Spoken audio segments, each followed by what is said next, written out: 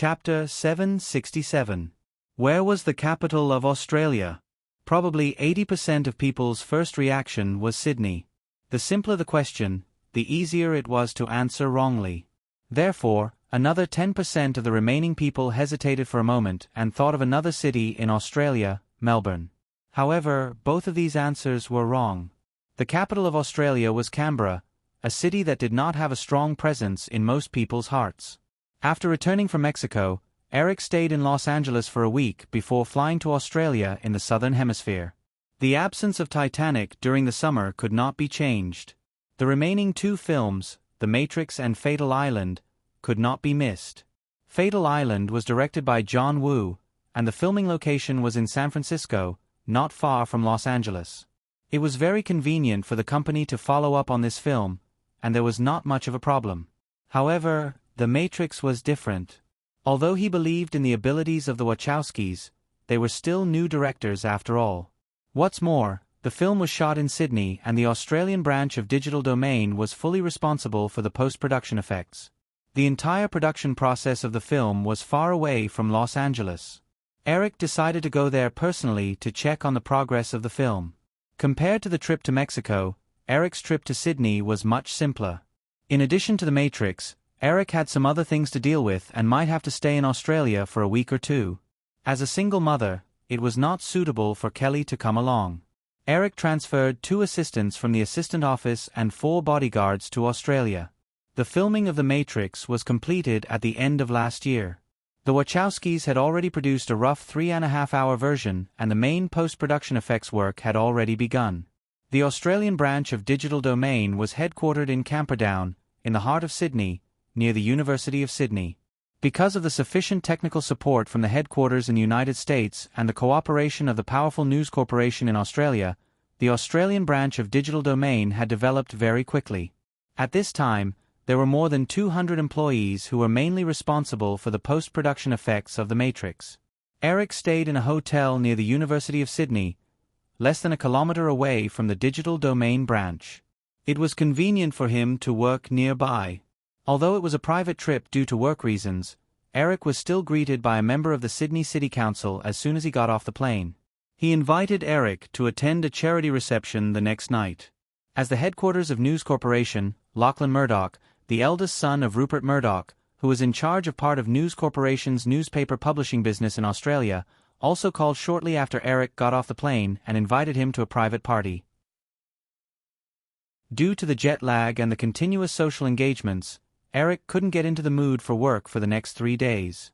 Early in the morning of the 4th day, Eric was still feeling a little dizzy from the hangover when someone knocked on his hotel room door.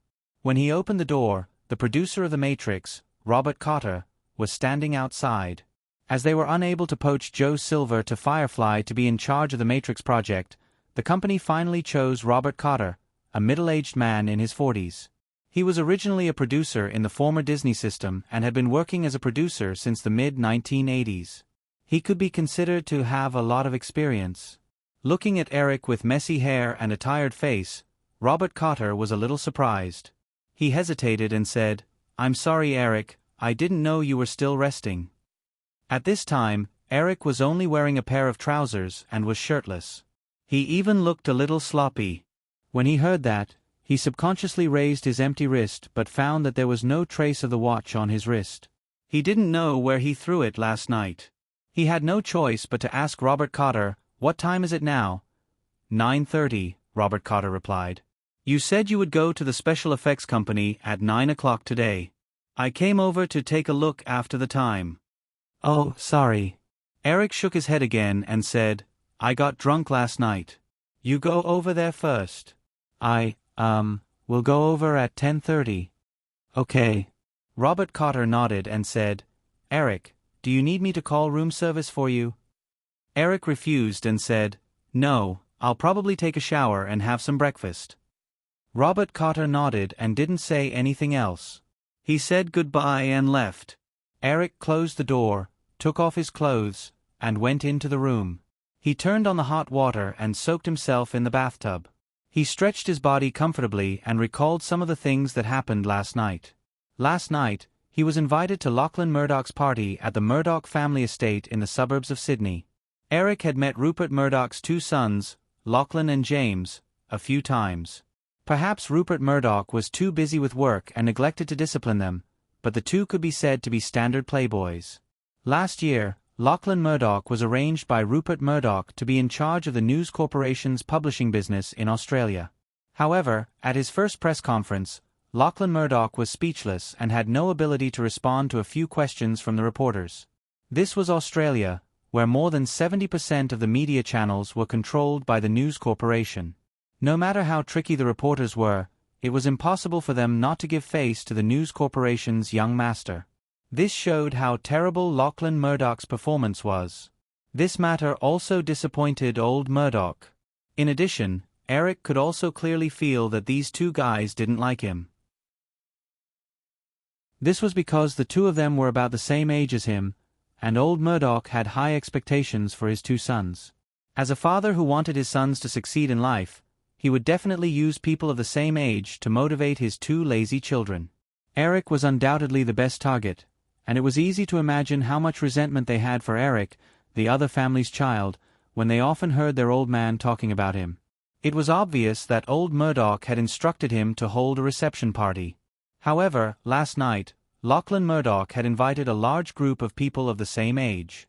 At least on the surface, they were very enthusiastic.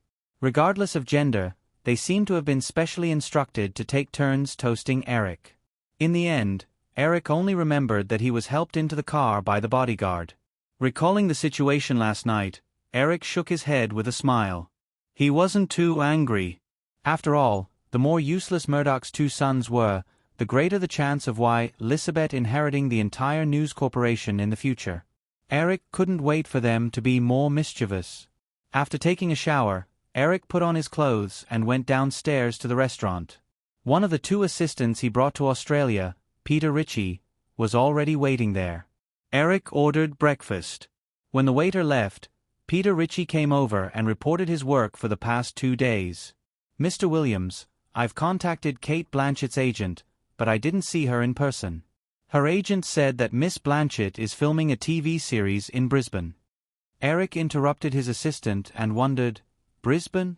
Peter Ritchie understood and explained, "Brisbane is the capital of Queensland in northern Australia. It's the third largest city in Australia after Sydney and Melbourne. It's about 700 kilometers away from Sydney." Eric nodded and motioned for Peter Ritchie to continue. Peter Ritchie said, "Miss Blanchett's agent is very enthusiastic about our invitation.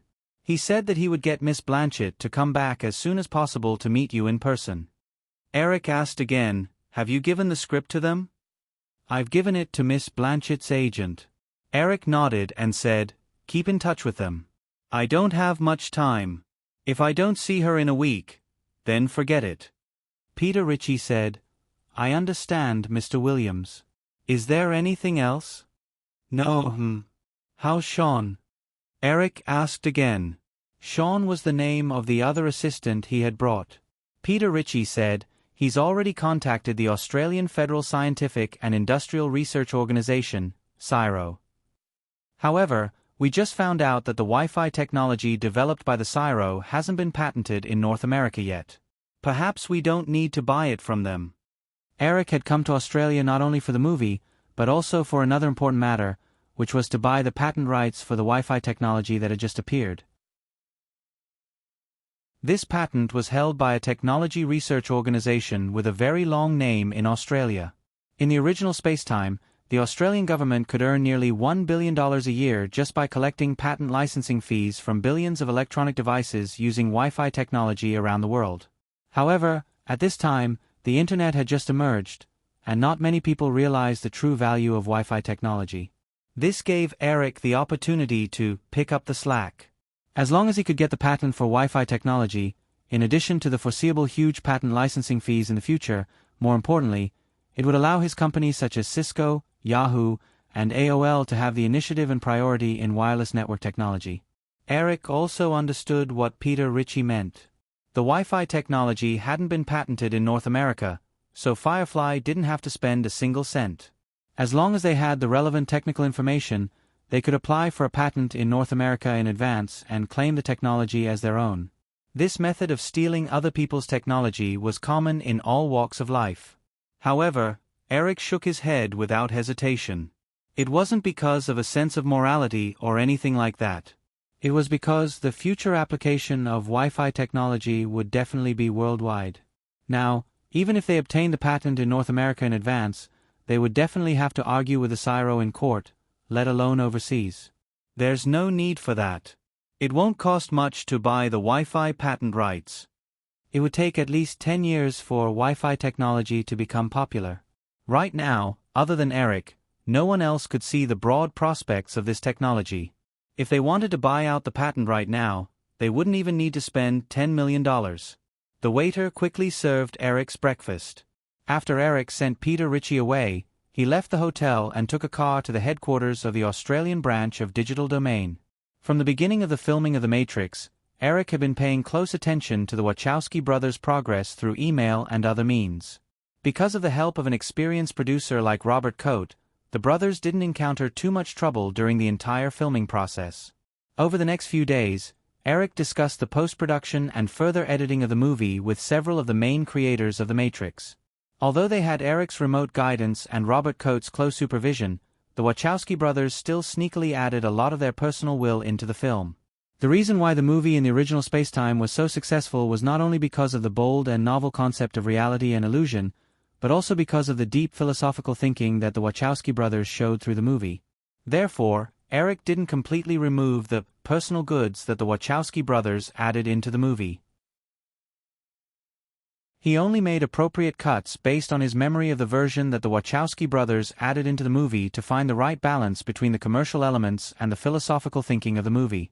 The original version of The Matrix, after the first movie's stunning performance, was oversold by Time Warner for the next 2 movies, causing the Wachowski brothers to completely immerse themselves in their own mystifying filming concept. It even made the movie very obscure, which caused the movie's reputation to deteriorate. After the second movie's huge increase in box office sales, the movie also failed at the most important ending. While Eric was busy with the post-production of The Matrix in Sydney, hundreds of kilometers north of the Australian mainland, Cate Blanchett had just finished a day of filming in Brisbane. As she walked out of the set, her agent, Ron Rather, stopped the car in front of her and motioned for her to get in. Cate Blanchett held the purse in her hand and looked around subconsciously. She even got into the car with a guilty conscience.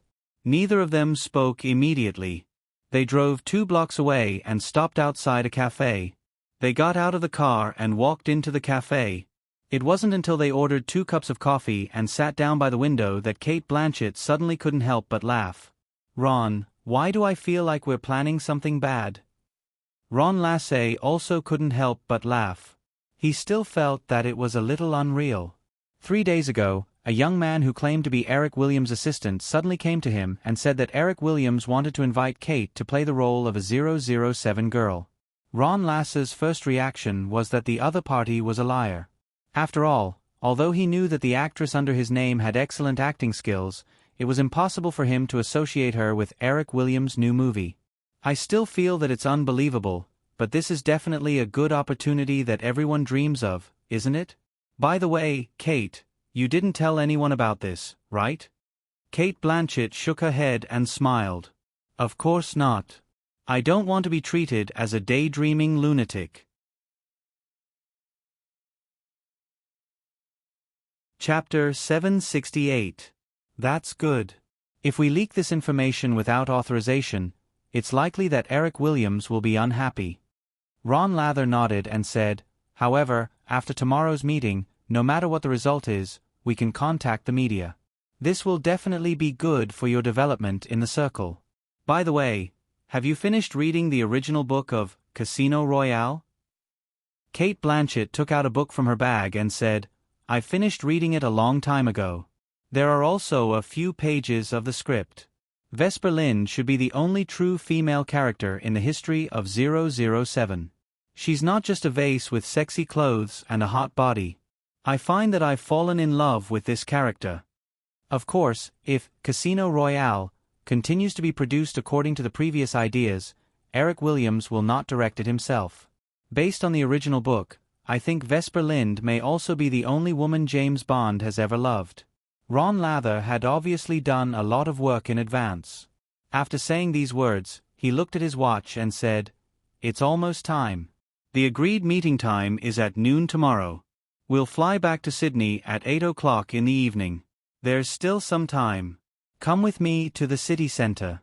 You have to pick a suitable set of clothes. Kate, this is not the time to save money. The most important thing is to leave a good impression on Eric Williams." "Wait, Ron." Kate Blanchett stopped her agent and said, "I don't think clothes are the most important thing. You see, this invitation came so suddenly. There was no normal invitation process. We don't even know how Eric Williams found me. What's more, the meeting time is lunchtime, which means that the other party's schedule is very tight. We may only have 1 or 2 hours to get the other party's approval. In this case, what do you think Eric Williams wants to see the most?" Ron Lather, who was about to get up, sat down again. He looked at the original book of Casino Royale on the table and the thin pages of the script sent by the other party. He suddenly understood. "You mean, this is actually an audition?" "Of course." Kate Blanchett picked up the script in her hand and said, "So, what we should do most is not to buy clothes, but to think about the role together. I also hope that you can help me with the lines." It was already January 22nd, and Eric had been in Sydney for 10 days.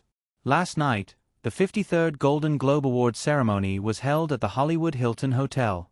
As expected, Forrest Gump won 3 awards in the Best Film, Best Director and Best Actor categories. There weren't any major problems with the post-production of The Matrix. Within a week, Eric had almost finished discussing the final post-production and editing strategy with the main creative team. The negotiations for the buyout of the Wi-Fi patent had also begun. Eric handed the matter over to the R&D team in charge of the MP3 player. Eric's schedule was very tight. After the meeting at noon, he would set off again in the afternoon and fly to Cairns City in Queensland, Northern Australia.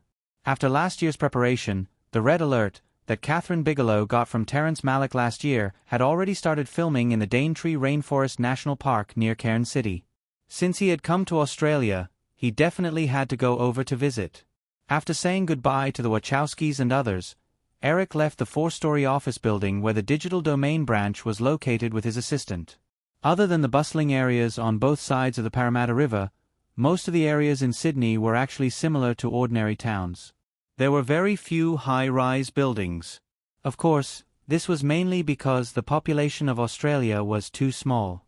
The entire population of Australia was only 16 million. Even the largest city in Australia, the urban area of Sydney, had a radius of more than 1,000 square kilometres, and the population was only about 3 million. This number was even less than the 24 million population of the metropolis where Eric lived in his previous life. Although it was close to the University of Sydney, according to common sense, there were always more people around the school. However, after Eric walked out of the Digital Domain office building, he stood on the street and looked around. At the end of the street was the iron fence of the University of Sydney across the road. However, there were only a few pedestrians on the entire street. Although Eric was a person who liked silence, he was still a little unaccustomed to this kind of empty scene. The bodyguard drove the car over and Eric got in with his assistant. They went straight to a nearby restaurant where he and Kate Blanchett had agreed to meet. Although the script had not been finalized, the 007 crew had already begun to look for the lead actor. Pierce Brosnan would continue to play the role of James Bond. There was no objection to this. Among the remaining roles, the most important one was undoubtedly the new Bond girl, Vesper Lynd. Although Eva Green, who played the role of Vesper Lynd, had a lot of highlights in the movie, she was still a girl who was not even 16 years old. Naturally, she was excluded. In the process of looking for a replacement, the first person Eric thought of was Nicole. Whether it was appearance or acting skills, Nicole was definitely able to support the image of Vesper Lynd, who was proud on the outside but sensitive on the inside.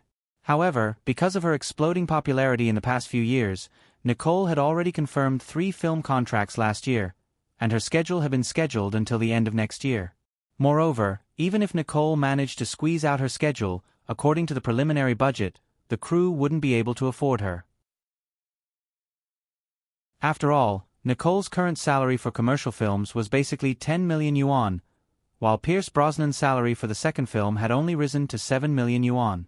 Except for Nicole, most of the people recommended by the production crew did not satisfy Eric. When confirming the Australian itinerary, Eric happened to think of Nicole's hometown friend, Cate Blanchett. Eric did not think Cate Blanchett was very beautiful, but in the original space-time, her acting was absolutely impeccable, and she had a wide range of acting roles. She could be qualified for almost any film. This could be seen from Cate Blanchett's series of nicknames such as Queen, Young Master, and Stepmother. Behind each nickname, there was a screen image that left a deep impression on the audience. For a person who liked movies, watching Cate Blanchett's performance could almost be said to be a pleasure. The meeting place was in a very casual restaurant. Eric arrived 15 minutes early, and his assistant went to pick him up. He sat alone in the reserved seat, ordered a cup of coffee, and asked the waiter if there was today's newspaper. Although he had already received the general results of the Golden Globe Awards, Eric still wanted to read the detailed report. The young waiter stared at Eric for a few seconds, as if he was not sure of his identity. The news that Eric came to Sydney did not appear in the newspaper with great fanfare, so ordinary people had no way of knowing. After hearing Eric's question, the waiter realized that he was a little rude. He collected his thoughts and pointed to a simple bookshelf by the wall. "Sir, it's over there. What newspaper do you need? I'll get it for you." "No, I'll do it myself." Eric shook his head, got up, and walked over. He picked a weekly related to movies. When he was about to return to his seat, his eyes inadvertently glanced at the magazine column. He was immediately attracted by the cover of a magazine called Dolly. It should be a girl's magazine. On the cover was a baby-faced girl wearing a pink skirt. Eric took the magazine and sat down at the dining table. He flipped it open and found that the magazine was holding a young girl model selection contest. A 13-year-old girl named Miranda Kerr was the winner of the most recent selection. "I really couldn't tell that she's already such a troublemaker at the age of 13. Eric smiled as he flipped through more of the girl's photos with great interest. In his heart, he thought of the absurd news of two business elites fighting on the street over Miranda Kerr in his previous life. Casually flipping through the magazine, Eric's heart unconsciously had some kind of bad taste. In the original space-time, the supermodels in the fashion industry after the new era should be girls who just debuted. Maybe I can take this opportunity to bury a very deep Easter egg in 007. In the original version of 007 Casino Royale, there happened to be another supermodel, Alexandria Ambrosio, who was dressed as a tennis girl. In this case, why not gather a group of later seductresses together and make a cameo appearance at the same time? 3 or 4 years later, when these supermodels shine in the fashion industry, people will suddenly find that they have all made cameo appearances in 007 Casino Royale. How interesting would that be? Thinking back, in addition to Miranda Kerr and Alexandria Ambrosio, among the recent supermodels who will debut, Gisele Bündchen must be one. Well, there is also Adriana Lima, the others. Eric shook his head and decided not to waste any more time. At night, he would send a few emails to the major agencies to directly ask for information and then choose from them. According to industry regulations, most of the outstanding supermodels had already been signed by modeling agencies when they were 13 or 14 years old. Just as he was thinking about this, Eric heard the sound of high heels and looked up. Dressed in a white shirt and black trousers, with a large female satchel slung over her shoulder, Cate Blanchett's attire looked a little masculine as she walked towards him alone. Although she didn't wear her hair in a bun, the blonde hair that seemed to have been deliberately cut short gave her a shrewd and capable workplace vibe. Eric nodded slightly in satisfaction. It was obvious that the other party had done a lot of preparation. Judging from Cate Blanchett's temperament, Eric could even feel the aura of Vesper Lynd on her. Eric was about to get up and shake her hand, but inadvertently caught the faint examination and provocation in Cate Blanchett's eyes. He smiled and continued to stay in his seat. From the other party's eyes and body language, Cate Blanchett was clearly in character. Sure enough, Cate Blanchett sat down opposite Eric, gently threw her satchel on the chair next to her, and said, "I am that money." As a director, Eric obviously didn't have to memorize the lines, but this wasn't a problem for him at all. After all, Eric had the complete image of the original version in his memory. Although the new version had made a lot of adjustments, the sparks flying when Bond and Vesper met for the first time were basically preserved. Looking Kate up and down with interest, Eric nodded in satisfaction and said, "You really shine." Although she was in character, Kate still maintained a part of her self-awareness. She was originally worried that Eric would have difficulty cooperating, but when she heard Eric follow the lines, she was completely relieved and immersed herself in the character that had been brewing for a long time. She took out a prepared card from her bag and handed it to Eric. Kate continued, "The Ministry of Finance has agreed to support your bet." Eric casually glanced at the card and said, "Vesper, your parents really don't know how to give names." Kate completely ignored Eric's teasing. She picked up the menu on the table and casually flipped through it. She said with a mocking tone, "Your boss must have a strong relationship. I've never seen the Ministry of Finance approve such a huge sum of money so quickly." Eric picked up the coffee in front of him and took a sip. He didn't mind at all and said, "And a huge sum of money appeared in such an elegant manner." Kate glanced at Eric with some contempt and didn't answer. Eric waved his hand and asked the waiter to leave. He continued, "Can we ask where the money is now?" 10 million USD has been transferred to your account in Montenegro. After I confirm that this investment is safe, I will transfer the remaining 5 million. Kate looked up from casually flipping through the menu and said, "So, you have to know, Mr. Bond, if you lose, the government is equivalent to funding terrorists. So, can you guarantee that you will win?" Kate made some changes to the script sent by Eric. However, this was not a problem for Eric. He replied easily, "Unless you can conclude that others will definitely lose." Eric also made some changes to the lines. Kate also didn't have the slightest hesitation and said, "So, everything depends on probability. God knows, I'm most worried about probability." Eric shrugged and said, "Actually, you have to know that playing cards is playing with the opponent, not with yourself." Kate didn't believe him and glanced at Eric. "So, you are very good at observing people?" "That's right." Eric looked at Kate, who was emitting an aura, and said, "And, I can see that your words are full of sarcasm." Kate leaned back in his chair and crossed his arms. Although there was a smile on his face, the tit-for-tat mockery was even more obvious. "It seems that I really gave the money to the right person." Eric originally intended to stop there. He was already very satisfied with Kate's performance in just over a minute. However, perhaps he was unconsciously dragged into the plot by Kate's aura, so he subconsciously continued, "What, you don't agree with my plan?" "Oh, so this is a plan. Why do I only feel that we are gambling with a sum of money and hundreds of lives?" Kate's tone was sharp and fast, with a hint of anger. He leaned forward again and continued to ask, "Then tell me, Mr. Bond, what else can you observe?"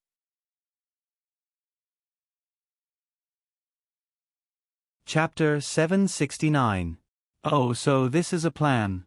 Why do I only feel that we are gambling with a sum of money and hundreds of lives? Kate Blanchett's tone was sharp and fast, with a hint of anger. She leaned forward and asked, "So, tell me, Mr. Bond, what else can you observe?" "About you, Miss Linda," Eric stared at Kate and said, "Well, your appearance is a problem. You are worried that others will not take you seriously because of it. People always think that beautiful women have no brains. Yes, so this woman disguises herself by wearing masculine clothes. She works more actively than other female colleagues, and is even a little annoying. What's more ironic is that her boss will interpret her inner uneasiness as arrogance, so she won't get any promotion. In addition, I usually only speculate about children, but from the way you just ignored my sarcasm to your parents, I dare say that you are an orphan." Kate Blanchett leaned back in her chair. Although she still looked proud, her eyes flickered a few times when she looked at Eric, perfectly showing Vesper Linda's embarrassment after being exposed. After a moment of silence, she opened her mouth again and retorted, "Well, Mr. Bond, from your meticulous dressing, you should have gone to Oxford, so you think that people should dress like this. But your attitude is so disdainful, which means that you are not from a rich family. Your classmates in school must have left some unforgettable memories for you. This means that you were funded to complete your education, so your temper is not very good. Since your first impression of me is that I am an orphan, I guess you should be the same, right? Okay, very good. Eric waved to the waiter not far away, then looked at Kate and said, I dare say, Miss Blanchett, if you act in a pure green screen special effect movie in the future, your performance will be very good. Eric was only wearing a casual t-shirt and khaki trousers today. Just now, he was very casually reciting the lines according to his memory. But Kate was able to act with him as James Bond in a suit without any hindrance, and her performance was perfect. Her acting skills were absolutely impeccable. Kate Blanchett put away her emotions, and the Vesper Lynd vibe disappeared from her body. She smiled shyly and said, Thank you, Mr. Williams. So, I got the role. Of course, Eric nodded, picked up the menu and casually ordered lunch, motioning for Kate to do as she pleased. Kate suppressed the excitement in her heart, lowered her head and randomly flipped through a few pages of the menu. After calming down, she felt like she understood the menu. She randomly ordered lunch and handed the menu to the waiter. She looked up and happened to see the man opposite her looking at her with a smile. She pursed her lips and couldn't help but ask the question that had been bothering her for the past few days. Mr. Williams, I've always been curious, why me? I mean, I don't think I'm special in any way, and I'm not as beautiful as those Bond girls in the past.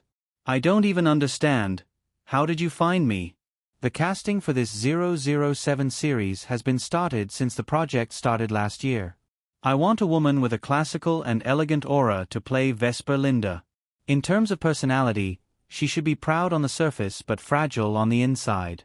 At the same time, her acting skills need to be good enough. Eric looked at Kate and explained half-truthfully, most of the candidates before you didn't satisfy me.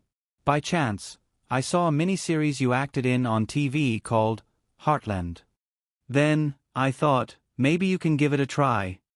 Heartland was a miniseries that Kate had just acted in last year. Of course, she clearly remembered the role she played as the female lead.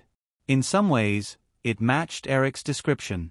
However, she still found it hard to believe and said, That's it?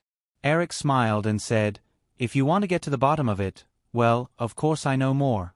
For example, you were a tomboy when you were young. You liked to wear boys' clothes and even shaved your head. After graduating from high school, you studied drama at Mrs. Way's College for a period of time. Then, you were admitted to the University of Melbourne to study economics. After a year, you dropped out and began to travel around the world.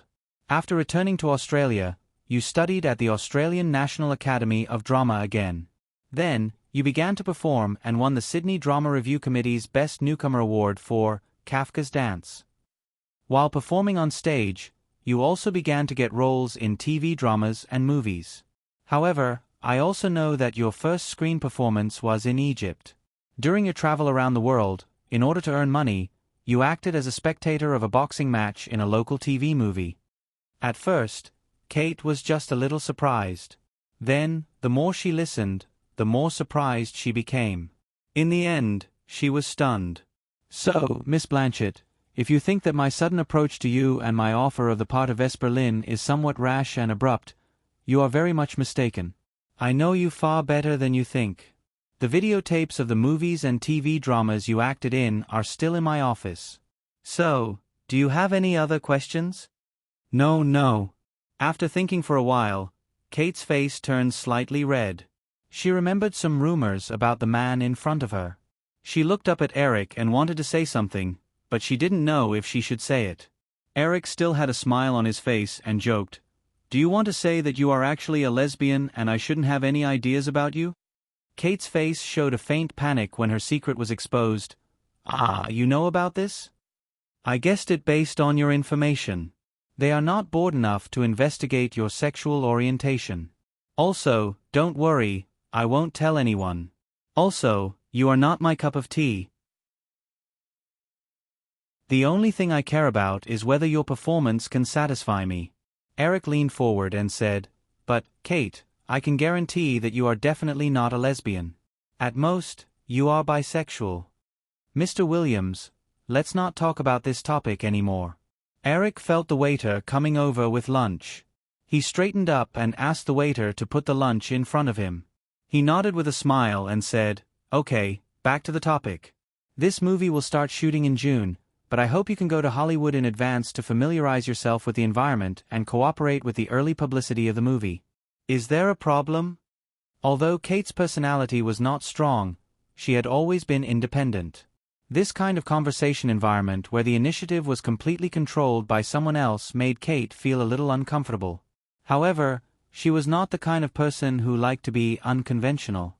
She knew how rare this opportunity was. After all, she was just an ordinary little actress now. She did not have the qualifications to be a maverick like those Hollywood superstars. After a slight hesitation, she nodded and said, "No problem. The TV series I am acting in will be completed before the 10th of next month. Then, I can rush to Hollywood." Eric nodded and said, "Then it's settled." Kate nodded and turned to look at her agent, Ron Russell, who was sitting not far away. She mustered the courage to turn to Eric and said, "Mr. Williams, my agent is over there. Do you want to talk to him?" "No need." Eric shook his head and said, "As for trivial matters like salary, someone will contact you. Well, when you arrive in Hollywood, if you want to find a more professional agency, you can go to ICM. Tell them that I told them to do it and they will arrange it for you." Kate said weakly, "I think Ron is pretty good. I'm just giving you a suggestion. Of course, you can keep your thoughts to yourself." Eric smiled and picked up the red wine that the waiter had poured for him. He said, "Then, I wish us a happy cooperation, Kate." "Happy cooperation, Eric." Hearing that Eric had changed the way he addressed her, Kate also carefully changed to a more intimate form of address. She then brought the red wine to her lips. After lunch, Kate Blanchett took the initiative to leave with her agent. Eric was not in a hurry to leave. He ordered a cup of coffee and finished reading the report on the Golden Globe Awards in the newspaper that he had picked up before the meal. He summoned his assistant, Peter Ritchie, who was standing not far away, and handed the Dolly magazine to him. He said, "Find the girl on the cover." Peter Ritchie glanced at the baby-faced girl named Miranda Kerr on the cover of the magazine and nodded. As a top student at Stanford University, he was certainly not stupid enough to ask Eric how to find the girl. This would only be regarded as incompetent. Eric's assistant office did not have such a person. However, after hesitating for a moment, Peter Ritchie still asked, "Mr. Williams, and then?" "There had to be a reason." "Well, I plan to add a scene of the tennis girl passing by Bond in the film." Peter Ritchie's mouth twitched. Although Eric said it seriously, he still felt that this reason was a bit ridiculous. "Boss, aren't your methods of picking up girls too simple and crude?" Although he was complaining in his heart, Peter Ritchie did not show it at all and respectfully noted it down. In the afternoon, 3 hours later, Eric's private business plane landed in Cairns City in northeastern Queensland, Australia. However, it was still more than 80 kilometers away from the Red Alert crew. Several staff members of the Red Alert crew came to greet them in person. 2 off-road vehicles took them all the way north from Cairns City. The advantage of a sparsely populated place was that the vehicles could drive freely on the open road. They arrived at their destination in less than an hour and a half. The off-road vehicles were parked in a seaside town outside the Dantry Tropical Rainforest National Park. The crew was stationed here. According to the crew members, the main shooting location was in the hills on both sides of the Dantry River not far away. It was midsummer in Australia in January and the sky was very long. Although they set off from Sydney at 2 o'clock in the afternoon, it was close to 7 o'clock in the evening. The distant sky was already covered with burning clouds, but the sky did not turn dark. After getting out of the car, Eric looked around. Because of the sparse population, there was not even a decent hotel in the town. The hundreds of crew members could only live in temporary houses. There were also very few people around. As if to show that they did not lack land, the houses of each resident were even far apart. The assistant producer named Nick Carville stood next to him and asked, "Mr. Williams, the crew will finish at about 7:30. Do you want to wait here or go take a look?" Hearing the staff's question, Eric looked at the hills in the distance and said, "Let's go take a look." "Okay, come with me," Nick Carville nodded and led Eric to a low hill covered with green meadows not far away. He did not forget to explain, "The main set of the crew is on the other side of this grassy hill." It took a few minutes for everyone to climb up the grassy hill. Looking ahead, a big river exuding a golden light under the afterglow of the setting sun appeared in their field of vision. Large areas of gentle grassy slopes and bushes were distributed on both sides of the river. Looking further away, there was a dense virgin forest.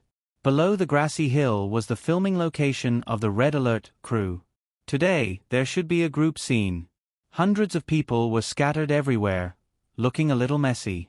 A few gunshots could be heard faintly. Although there were hundreds of people in his field of vision, Eric still caught sight of Catherine's figure at a glance. The woman habitually wore a white long-sleeved t-shirt, dark jeans, 2 bulging tool bags hanging from her waist, and a black baseball cap. Because of her erect posture of more than 1.8 meters, she stood out like a crane among a flock of chickens, even if she stood in a crowd that was basically made up of men. Before they walked down the grassy hill, Eric and the others were discovered. When they approached, Catherine had already come over to greet them. Eric greeted Catherine, Terrence Malick, and the other main crew members one by one, and then said, "I'm just here to take a look. You can continue. That's about it for today. We are rehearsing an explosion scene, but the official shooting can only wait until tomorrow," Catherine explained softly to Eric while holding a thin script in her hand. Although she had a strong personality, Catherine had a soft voice that made people feel comfortable listening to her. Well, at least that was what Eric thought. He had never seen Catherine quarreling with others before. "Oh, is there anything I can help you with?" Eric stood next to Catherine and looked at the script in her hand. "Just in time. Come over and take a look." "This scene is not suitable for us to shoot," Catherine said as she pointed to several shooting spots around them. The producer and screenwriter, Terrence Malick, Sean Penn, Adrian Brody, John Cusack, and the other main actors came over. After more than 10 minutes of discussion, they roughly decided on the shooting plan. Catherine announced that they were done for the day. Most of the extras began to climb over the grassy hill and return to the town in groups. Some of the crew members who stayed behind simply covered most of the items on the set with raincloths to prevent the sudden rain at night from wetting the various shooting props. Then, they carried the more expensive camera equipment back to the base camp. Eric looked at the scene of people casually throwing a large number of equipment in the wilderness in puzzlement. Then, he realized that there were only a few hundred people in the town stationed by the crew. It was not even more than the number of people in the crew. The surrounding hundreds of square kilometers of land was also deserted. Other than the wild animals in the tropical rainforest, there was probably no one who would be interested in the props of the crew.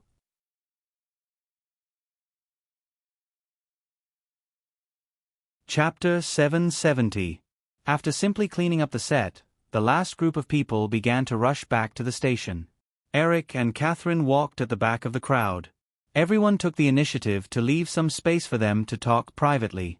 Even Catherine's female assistant, sensibly, walked far away. Catherine, who noticed the situation, blushed a little, but she still took the initiative to talk to Eric about the progress of the movie. "Terrence and I plan to finish all the group scenes in the next month. The remaining scenes can be slowly polished. Based on my calculations, the shooting here will probably last until May. We have already received an invitation to the Venice Film Festival. The movie will debut in Venice in September." Eric said, "The Venice Film Festival is more focused on indie films. With the theme of this movie, it should be more suitable for the Berlin Film Festival, right?" "Yes." Catherine nodded and said, "But the Berlin Film Festival is held in February every year. We definitely won't be able to make it this year. If you are willing to delay the release of the movie for a year, we can apply for next year's Berlin Film Festival." "That's not necessary." Eric shook his head with a smile and said, "Our main goal is still the Oscars. Although it is exploring a completely different war theme, compared to last year's Saving Private Ryan, Red Alert is unlikely to show the breakthrough that Hanks made in Forrest Gump. The chances of winning the Oscars are not high. You have to be mentally prepared." Catherine teased Eric a little, then quickly laughed again and said, "I almost forgot that you don't care about the Oscars." "You are wrong about that. I still care about the Oscars. Catherine glanced at Eric and said, You only care about the economic benefits that the Oscars bring. Okay, I admit it. Eric spread his hands and said pitifully, So, do you think that I am very vulgar now and want to draw a line with me? Catherine chuckled and asked, I heard that you were almost kidnapped in Mexico? It's not that serious. There wasn't even a gunshot. It was just the media exaggerating to hype up the news. Catherine nodded and seemed to want to ask something, but she didn't say it. Eric could roughly guess what she was thinking. Catherine probably wanted to ask about Titanic just now. Sensing Catherine's subtle emotions of not wanting to mention Cameron in front of him, Eric smiled and took the initiative to say, Titanic may also be delayed to the end of the year, so the situation will probably be exactly the same as the year before.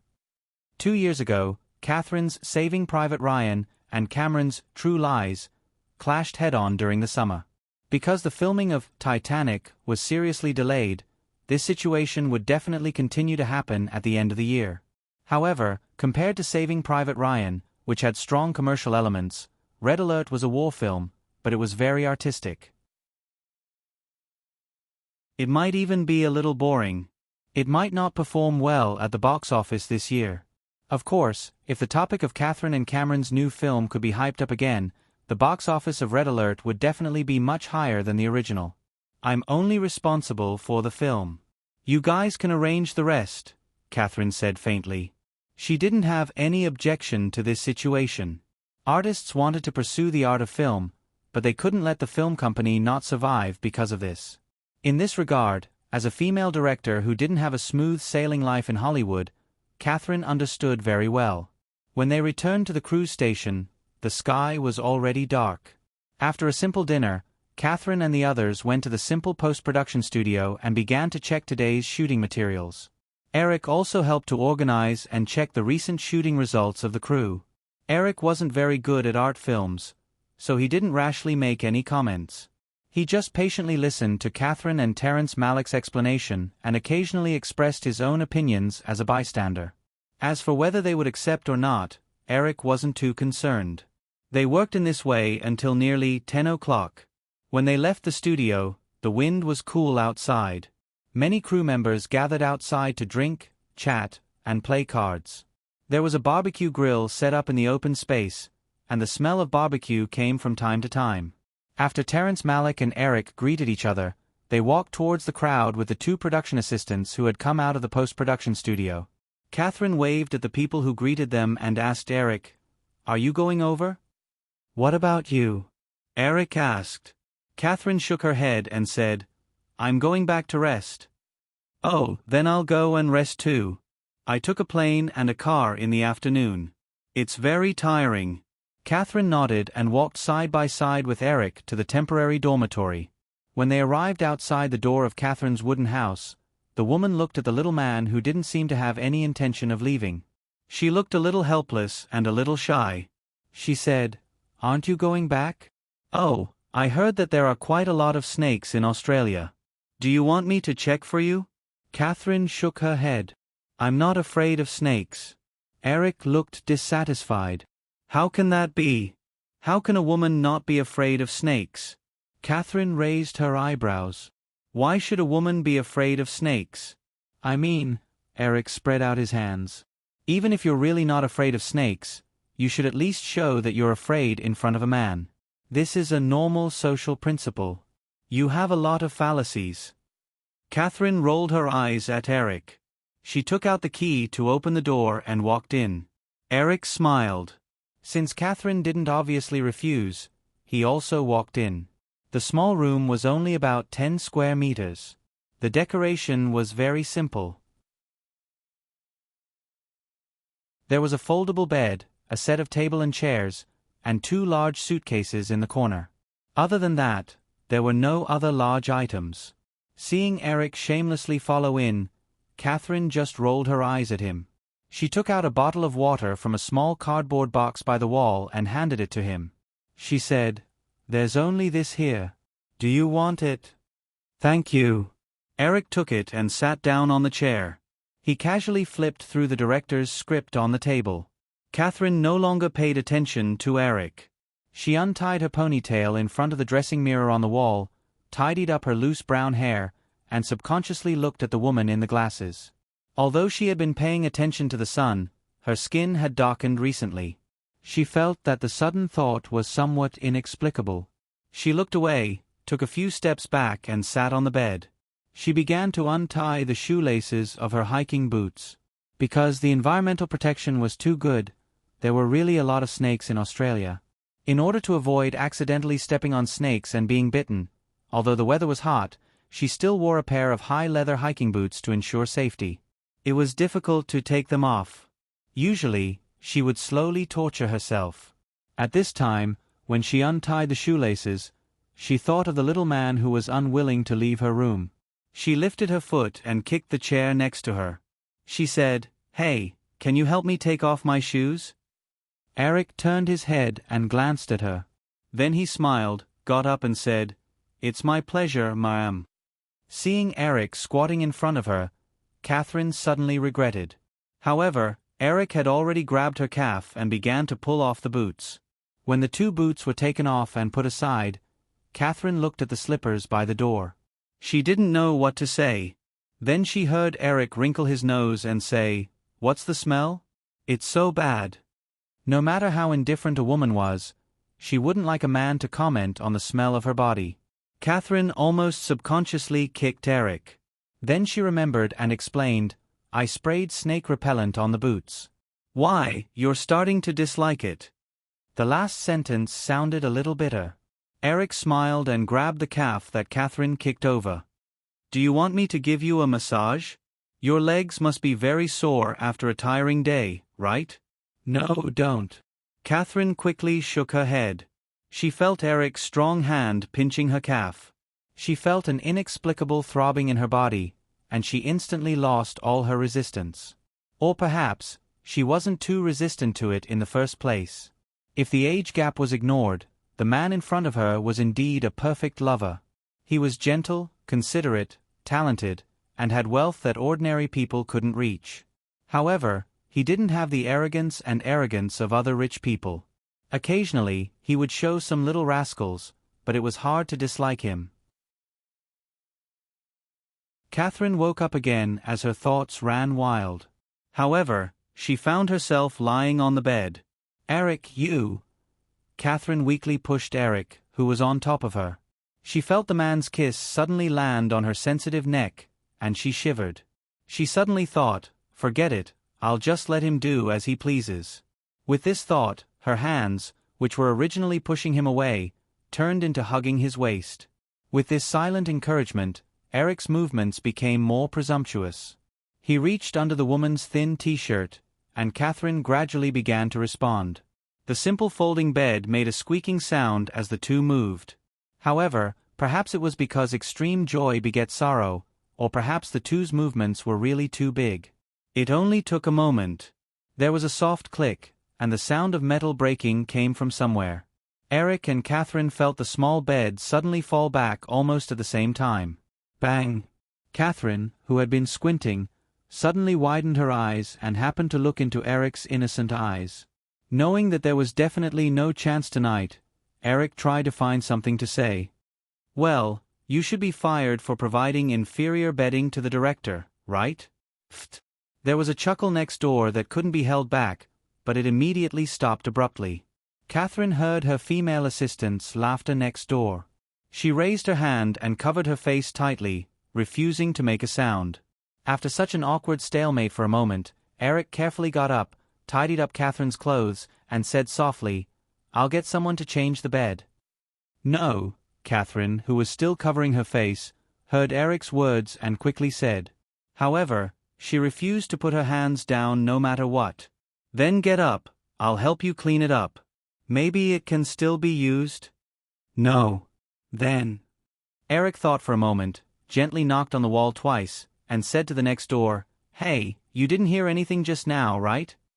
No answer. Eric knocked twice more and repeated the same thing. Still no answer. Spreading out his hands, Eric said to Catherine, who was pretending to be an ostrich, "Look, there's no one next door at all. It was just your imagination. Get up, I'll help you clean it up." Catherine finally let go of one hand, fumbled for a pillow and threw it at Eric. She said in a low voice, "Shut up, I'll clean it up myself." Eric caught the pillow and put it aside. He leaned over and kissed the woman's half-exposed face, and whispered, "Well, I'll go first. Good night. Get out." Eric smiled and whispered, "Then, I'll treat you to dinner when we get back to Los Angeles?" Catherine didn't want to answer this question at this time, but after waiting for a long time, she felt that the little man didn't intend to leave if he didn't get an answer. She had to say yes in a low voice. Eric had originally planned to stay on set for a few more days, but after the embarrassing incident last night, although only Catherine's female assistant had heard it, for the rest of the day, Catherine acted very unnaturally in front of Eric, which even led to a few small mistakes during filming. Considering that if he continued to stay, it would definitely affect Catherine's work and even give some clues to other people, Eric didn't stay in Dante any longer. On the third day, he returned to Cairns City and directly boarded the plane back to Los Angeles. When Eric left Australia, a family of 4 in Brisbane in southern Queensland happened to welcome a strange visitor. Peter Ritchie, one of the 2 assistants who came with Eric to Australia, didn't return to Los Angeles with him. After receiving the task assigned by Eric, Peter Ritchie stayed in Sydney that day and contacted the editorial department of Dolly magazine through the channels of the Australian branch of Firefly. After getting the details of Miranda Kerr's contact information, he rushed to Brisbane, where she lived. Today happened to be Saturday. In the middle-class white area in the north of Brisbane, the family inexplicably welcomed the gentleman into the living room. Miranda Kerr's father, John, sat on the sofa and looked at the beautifully printed business card in his hand, as well as the somewhat unreal title on the business card. Assistant to the chairman of the Firefly Group. Although his daughter's appearance on the cover of the magazine made their family somewhat famous in the nearby community, John never imagined that his daughter would attract the attention of a large multinational media group. After receiving the coffee from John's wife, Thales, Peter Ritchie politely took a sip. His gaze once again sized up the young girl sitting quietly on the single-seater sofa on his left. Although she was only 13 years old, she already had a slender and elegant appearance. Well, her skin was slightly darker, so she didn't look as cute as she did in the photo. "Then, Mr. Ritchie," John finally said, "may I ask why you're here this time?" "It's like this," Peter Ritchie said. "Mr. Williams happened to see Miss Kerr's photo in Dolly magazine. He thinks that Miss Kerr is very suitable for a role in the upcoming 007 Casino Royale, so he sent me here to test if Miss Kerr is interested in participating."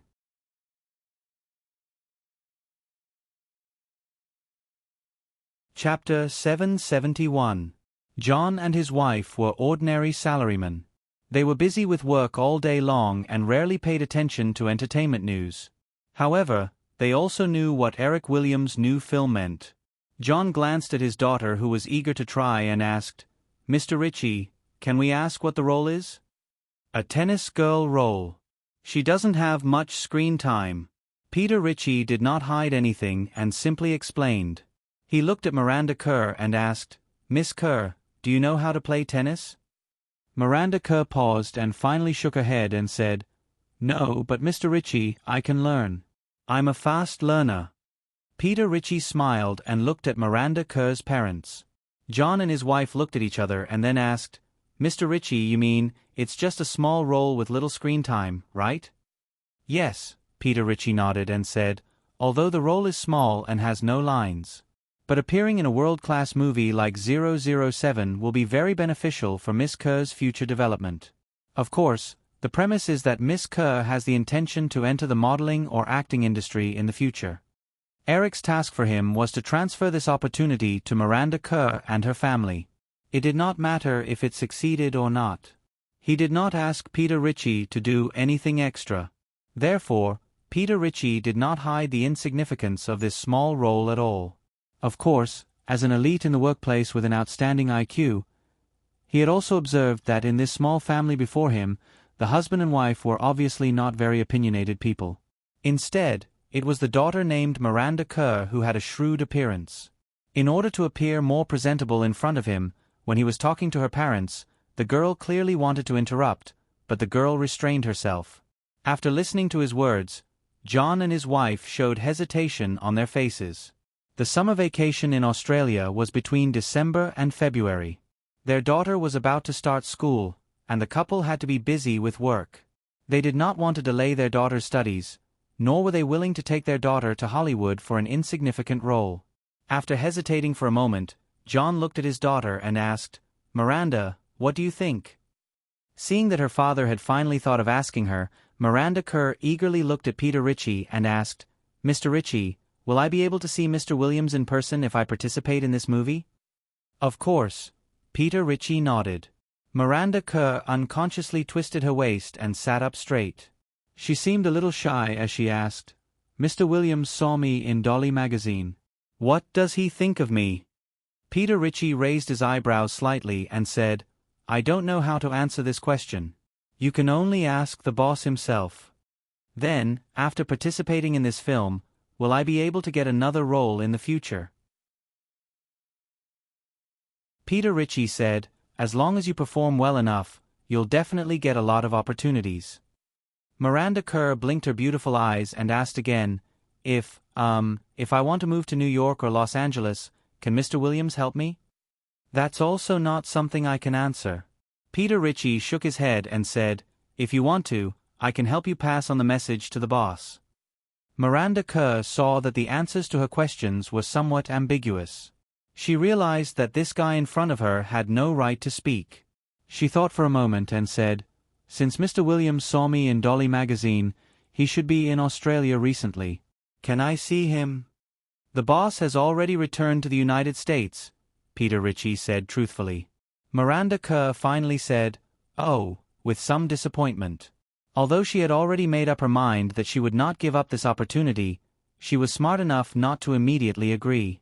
She only said that the family needed to discuss it. After sending Peter Ritchie off, the mother, who had not spoken during the conversation, looked at her daughter who could not wait to snatch Peter Ritchie's contact number. She said, "Miranda, I think you're still too young. It's best if you don't." Miranda Kerr raised her head and interrupted her mother. She said, "No, Mom, I've already decided. I want to play this role." John seemed to be helpless with this somewhat precocious daughter of his who was full of her own ideas. He said, "But this is different from being in a magazine. You still have to go to school. Isn't the purpose of going to school to find a job in the future? Since I can have a very good job now, why would I give up what's near at hand for what's far away?" Miranda Kerr immediately retorted. John was a little speechless by his daughter's rebuttal.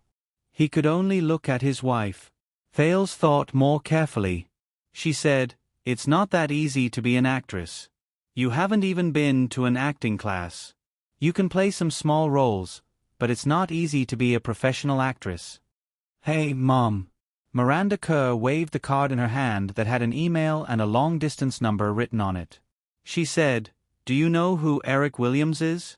He's the owner of the world's largest media company. As long as he helps me, I can get any role." John heard his daughter's words and frowned. He switched to a purely male perspective and said, "Then, why do you think Eric Williams wants to help you?" Miranda Kerr hugged a cushion on the sofa in her arms. She rolled her eyes and giggled. She said, "What else could it be? He's just like those boys in my school who always peek at me. Humph, those little brats. I can't be bothered with them." Every father wouldn't be in a good mood when they heard that a man was eyeing their daughter. Hardadef immediately raised his brows and said, "Then all the more I can't let you act in this movie. You're still a child." "I'm not a child." Miranda Kerr straightened her back. "And I've already decided. Even if you object, I'm going." Seeing his daughter talk back to him, John was even more upset. His tone became more irritable. He raised his voice and said, "Without the consent of your guardian, you can't go anywhere." Miranda Kerr shrunk her neck and realized the problem. She immediately looked at her mother. Thales just leaned toward her husband. "Then, I'll go to the countryside to find Grandma. She can also be my guardian." "Your grandma won't agree." John threw these words.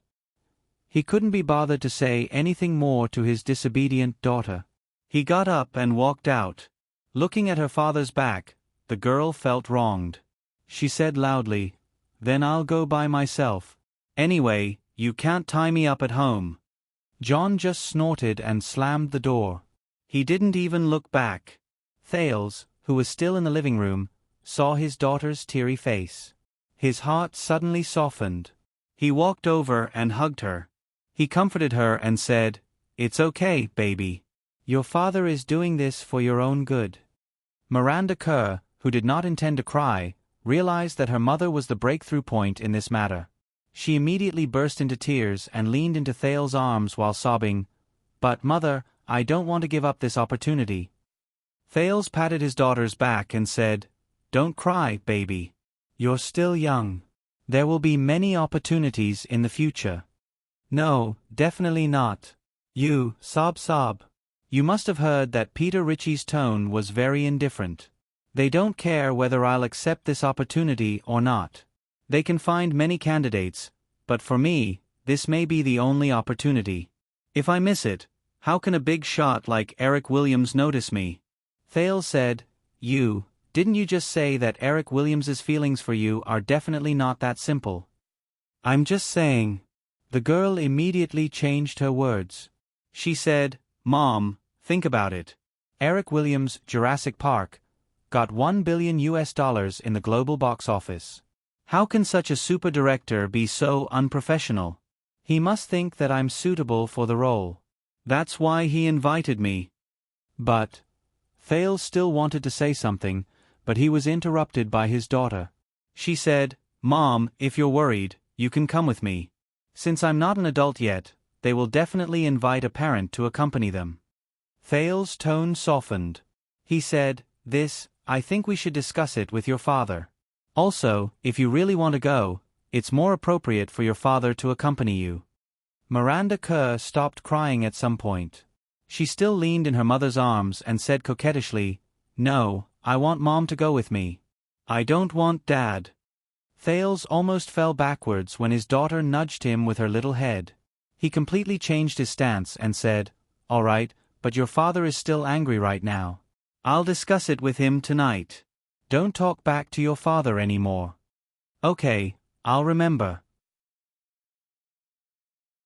Miranda Kerr hurriedly nodded, the corners of her mouth lifted into a smile, and 2 cute little dimples appeared on her cheeks. "I can finally go to Australia. God knows how boring this place is. Even in the city, there are fewer people than snakes. As long as she can become famous, she can definitely leave here easily." Although she knew that she was more suitable to be a model, as long as there was a chance, whether it was an actress or a model, the result was the same. Thinking of New York and Los Angeles, these international metropolises, the girl became more excited. After acting coquettishly in front of her mother for a while, Miranda Kerr got up and went into her small room. She began to think about how to contact Eric Williams. It would be best if she could get something for herself in advance. The contact number left by Peter Ritchie was an overseas number. It was very expensive and it was impossible for her home phone to make an overseas call. However, email was different. Although it was just popular in recent years and there was no computer at home, she saw how to send email in a classmate's house. It was very simple and fast. A lot of things could be conveyed at once. She quickly made a decision. She planned to carefully prepare an email to send to Peter Ritchie and let him pass it to Eric Williams.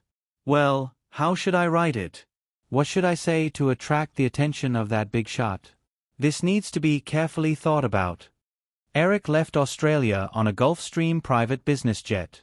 After refueling in Hawaii, he flew directly to New York on the east coast of the United States.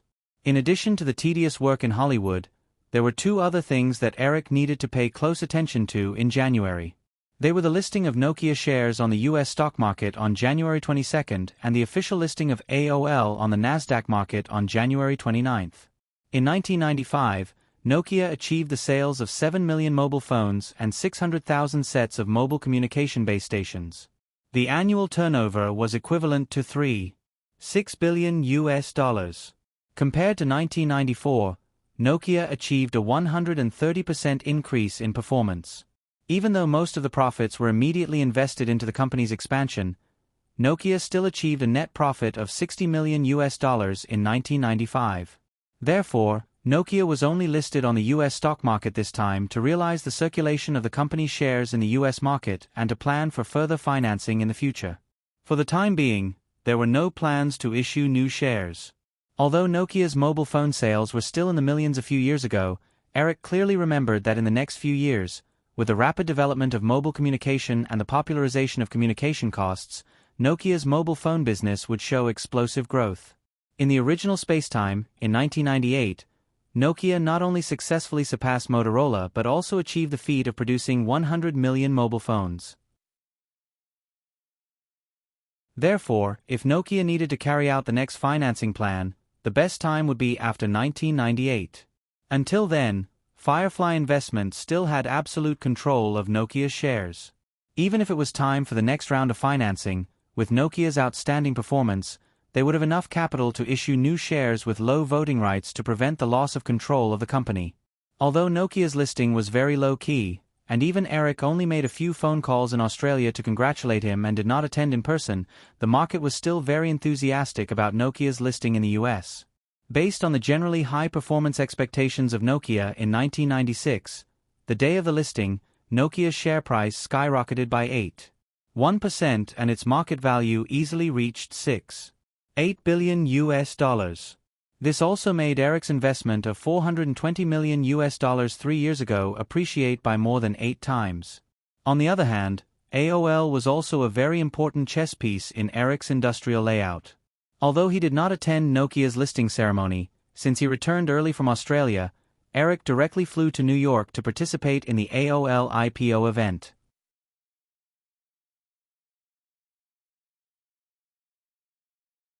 Chapter 772.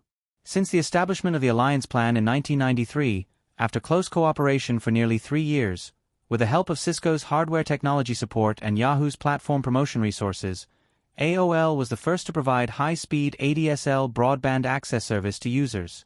With the civilian price and stable network service, AOL's subscriber base had risen to 7.6 million in the past 3 years, occupying nearly 30% of the market share in the U.S. Internet access service industry. The strong expansion momentum made the slow traditional telecommunications operators lose ground. Therefore, unlike the relatively low-key listing of Nokia, AOL's IPO plan attracted a lot of attention from the day it was announced. In the past few days, in addition to Eric himself, Cisco's CEO John Chambers, Yahoo's CEO Ian Neer, and other AOL Allies executives also came to New York to support the stock offering ceremony. As a result, Eric was too busy with various social engagements to care about anything else. This continued until January 29th. Since the night before, company executives, guests, media reporters, stock traders, and all kinds of people who participated in the AOL IPO ceremony filled the Nasdaq stock trading floor. AOL issued 15 million shares, accounting for 10% of the total share capital. The offering price of each share was $33 US, and the plan was to raise $495 million US. However, due to the strong reaction of the market, after 6 rounds of public inquiries, the opening price of AOL shot up to $42, which was a 27% increase compared to the issue price. When the final price was confirmed, the trading floor was filled with joy. The opening price is $42 US, but the offering price is only $33 US. Doesn't this mean that AOL lost at least $100 million US in the process of issuing 15 million shares? Why not set the price higher? At the party after the IPO ceremony, Cindy Crawford, who came to join in the fun, asked Eric. Eric let the woman hold his arm and raised his glass to a Morgan Stanley executive who nodded to him. He explained, according to the current stock price, the market value of AOL is close to $7 billion US. Relatively speaking, the difference of $100 million US is negligible. Providing the shares to the investment banks and institutional investors at a lower price of $33 US will give them more incentive to get AOL listed. At the same time, the stock price will rise on the first day, which will stimulate investors' confidence in AOL and lay a good foundation for further financing in the future. These potential benefits can't be bought with $100 million US. Cindy nodded and asked, "Do you think AOL shares will appreciate in the future if I buy them now?" "Of course." Eric nodded and smiled at Sinclair. You should have a lot of money in the past 2 years. Try to invest in some technology stocks. It's not limited to AOL, Microsoft, Cisco, Intel, etc. If you invest 10 million now, you might become a billionaire in a few years. That's amazing. Cindy blinked and asked, then, what if you lose money? Eric said nonchalantly, if you lose money, so be it. You are so capable. You won't starve. You despicable man, you were the one who suggested that I buy stocks. You have no sense of responsibility at all. Cindy pinched Eric's waist gently and said with some resentment, I'll go back and invest all my money in those stocks you mentioned. If I lose all my money, I'll go to Los Angeles and blame it on your manna. Eric said, if that's the case, shouldn't you give me some of the profits?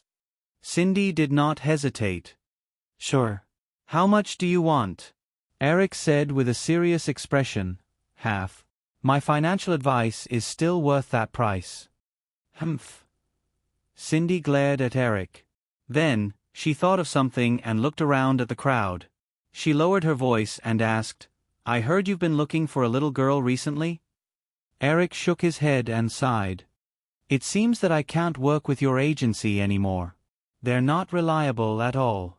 They can spread whatever they want. Although Cindy knew Eric was joking, she still explained. No, I went to the company the day before yesterday and saw someone organizing the information. I asked John and he said you were the one who asked him to prepare it. What are you planning to do? I need a few girls for this movie. Eric did not hide it and said, coincidentally, I have already chosen 3. I haven't decided on one yet. As for the other 2, one is in New York and the other is in Milan. They will be back tomorrow. Do you want to meet them? Cindy said nonchalantly, why would I want to meet them? Eric said, you are my senior.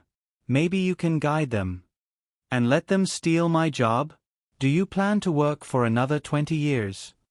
Cindy did not hide her thoughts. She said, as long as the conditions allow, I will. People who don't work will age faster. It was February in New York. The temperature in the morning was at least -5 degrees Celsius. Looking out from the high-rise mansion on 6th Avenue, Central Park was a bleak scene. Although they were sitting indoors with the heater on, they could still feel the cold outside. A few days ago, Eric had been in Australia in the middle of summer, so this feeling was very strange. Cindy, who was wearing a tight black sweater and jeans, came out of the kitchen with breakfast for the 2 of them. She placed the breakfast on the round table next to the floor-to-ceiling window and looked at Eric, who was staring at the laptop screen. She asked curiously, what are you looking at? Very interesting little girl. Eric smiled and turned the laptop around. He pushed it in front of Cindy and said, look, another little girl. Cindy looked at the laptop screen. It was an email.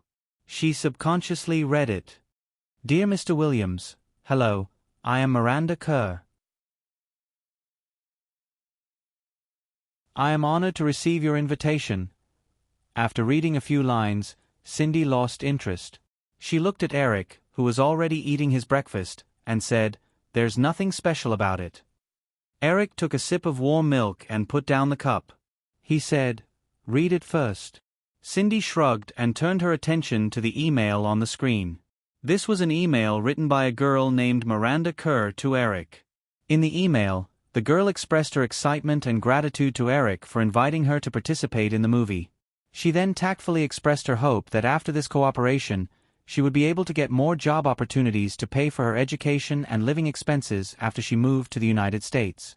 After reading this email, Cindy did not feel anything special. If she were in Lu Zhou's shoes, she would probably say the same thing. However, Cindy quickly realized something. She looked up and asked Eric, this little girl, how old is she? 13 years old. Cindy immediately laughed. She was already so good at playing tricks at the age of 13. She really was a little vixen. This girl hoped that after this cooperation, she would be able to get more job opportunities. Then, she would be able to contact Eric's super powerful connections. Haha, if you agree, This little girl will rely on you in the future. Eric shrugged and said, for a man, this is a happy problem. Well, you said yesterday that you were going to meet the other two girls today. Are they also like this? I haven't met them yet. I will know when I meet them, Eric said. But you know my taste. The people I pick will definitely be good. Cindy said, I'm suddenly curious. I have an appointment at noon. I will treat them to lunch. You can come back then. Okay, Cindy nodded. She had recently been rushing the production of the second season of America's Top Model. However, the filming was in Manhattan, which was not far from Eric's residence. After breakfast and seeing Cindy off, Eric read the email again with great interest. After thinking for a while, he replied with an email and agreed to Miranda Kerr's request. He was quite curious. He wanted to see what level this little girl could evolve to in the future. After being busy for a few days, Eric finally had some free time. He did not go anywhere in the morning. He stayed at home and read the newly revised script for Rush Hour. Although Red Flower District had not been released yet, Rush Hour had been officially launched. The budget for the first film was $30 million. The two male leads, Jack Chang and Chris Tucker, had already signed the contract. The plot of Rush Hour was very simple. The main selling point of the film was actually the strong personal performances of the two leads. This was also the reason why the two leads in the original Space-Time had ridiculously high salaries and even caused the sequels to be delayed many times. In order to prevent this situation from happening again, Eric also asked the new line to sign an option contract with the two male leads in advance. The contract also stipulated the salary standards for the sequels. This was to prevent the company from completely losing the initiative in the negotiations for the sequels in the future. After reading the script, he sent his comments back to Los Angeles via email. Before he knew it, it was already noon. Eric was too lazy to make lunch. He was about to call a nearby restaurant and ask them to send some lunch when he heard the doorbell ring. He looked at his watch. It was only 11:30. There was still half an hour before the appointment. Westerners were very particular about the concept of time. It was not always better to be early. Eric thought that Cindy had returned early. He turned on the intercom and asked with a smile, "You're back so early?" The other party hesitated for a moment. A girl with a hoarse voice asked nervously, "Is this Mr. Williams?" "Yes, it's me. We're Giselle Bundchen and Alexander Ambrosio." Eric was silent for a moment. He opened the door and said, "Come in." A few minutes later, Eric opened the door and looked at the two young girls outside helplessly. From the list of newcomers sent by the major modeling agencies, Eric only found Giselle Bundchen and Alexander Ambrosio. There was no sign of Victoria's Secret's other top actress, Adriana Lima, in the original Space-Time. So, he only picked these two. However, he had originally asked the two girls and their agents to come together. The situation now was obvious. The agency must have left after sending the two girls here. Sigh. Do they really think I'm a good person? Do they really think I'm a bad person? Eric sighed with mixed feelings. He turned to the two girls and said, "Come in." The two girls were like obedient kittens. They quietly and obediently walked into the entrance. Looking at the spotless living room, they hesitated. Eric closed the door and said, "You don't have to change your shoes." The two girls then stepped into the living room. After receiving Eric's signal, they sat down on the sofa together. Eric poured 2 glasses of juice and handed them to them. He looked at the two girls again. Although she had put on a lot of makeup, it was still difficult to hide the youthfulness on her face. However, the two girls already had tall figures, especially Giselle Bundchen. If the pair of high-heeled leather boots on her feet were included, her height was about the same as Eric's. It was cold outside in New York, but the heater in the room was on full blast. Although girls who like to look beautiful would definitely not wear too much, at this moment, the two girls who were also wearing short trench coats had a faint sweat on their foreheads. Eric pointed to the clothes rack at the entrance and said, "If it's hot, you can take off your trench coat and hang it there." The two girls nodded together. They got up, took off their trench coats, hung them on the clothes rack, and then came back and sat down quietly. Eric almost did not know whether to laugh or cry. In the original space-time, Gisele Bündchen and Alexandria Ambrosius' achievements in the fashion industry were definitely much higher than Miranda Kerr's. However, at this moment, compared to Miranda Kerr's shrewdness in the email in the morning, Eric only felt like he was facing two frightened little quails. "Where's your agent?" Eric casually sat on the single sofa next to them. He was a little disappointed and did not know what to say. Noticing the disappointment on Eric's face, the two girls' expressions flashed for a moment. Although Gisele and Alexandria were newbies recruited by IMG and Elite respectively, before they came, they had received similar instructions from the bosses of the two agencies. In this meeting, they would either rise to the top in one step, or continue to endure like many newbies. The major international modeling agencies recruited hundreds and thousands of newbies from all over the world every year, and only a very small number of them could stand out. The two girls were born in Brazil, which was the most competitive country in the industry. Brazil had a very common model training system. For Brazilian girls, if they wanted to leave Latin America, becoming a model was the only way. As for many famous models who were used to claiming in their personal resumes that they were accidentally discovered by a talent scout while shopping one day, and then quickly rose to the top, that was basically nonsense. Take the two girls in front of him for example. Although they did not know each other before, their life trajectory was similar to most Brazilian girls who held the dream of being a model.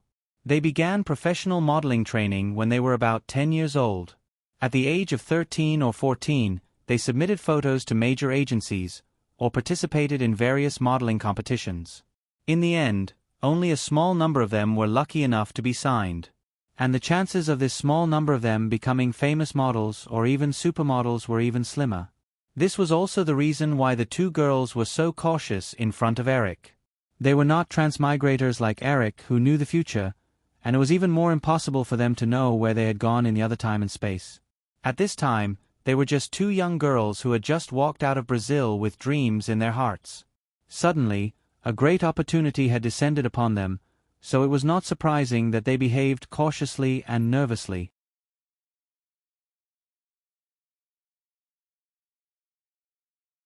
Chapter 773. Our agent said we can come here ourselves, Gisele Bündchen explained in a low voice. The girl knew that her voice was very hoarse, so she deliberately lowered her voice to avoid amplification. Next to him, Alexander Ambrosio also nodded.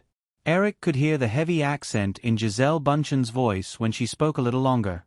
She remembered that the official language of Brazil should be Portuguese. According to the information from their agency, the two girls had left Brazil for less than half a year. During this period, Gisele was sent to Milan, Italy most of the time. The two girls' English level could be imagined. Eric was just about to criticize IMG and Elite for sending two girls who couldn't even speak English to him, but then he realized that they probably thought that it didn't matter if they spoke English or not because they wanted to do something. These modeling agencies were really cold. Maybe as long as their models could become famous and they could get generous commissions, they didn't care about anything else. Feeling Eric's playful gaze sizing them up again, Gisele and Alexander's expressions became a little nervous, but they moved their bodies without leaving a trace and posed in a slightly flirtatious manner. Eric smiled and felt like he should do something. Therefore, he pointed at the kitchen and asked, "Can you cook?" "Yeah." "What?" The two girls looked confused at the same time. Eric said, "I was going to order takeout, but since there are only 4 people at noon, you two can take care of lunch. Go ahead, make something." Because of the time constraints, the two girls' English was very rough. However, they still heard Eric say that there were 4 people at noon. It sounded like there were only 3 people at the restaurant. Even though they were confused, the two girls did not show it. Instead, they obediently got up and walked to the kitchen. They thought to themselves, "This is probably a test, right?" Thinking of this, Gisele and Alexander looked at each other and unconsciously thought, if this is really a test, what will happen if they win, and what will happen if they lose? They definitely didn't want to be the loser. From the moment they received the notice, they had been carefully preparing for this under the arrangement of their management company. Although they had just entered the industry, after this period of time, they knew very well what Eric Williams represented. Not to mention Hollywood, just in the fashion industry, the Victoria's Secret annual fashion show had become a training ground for supermodels.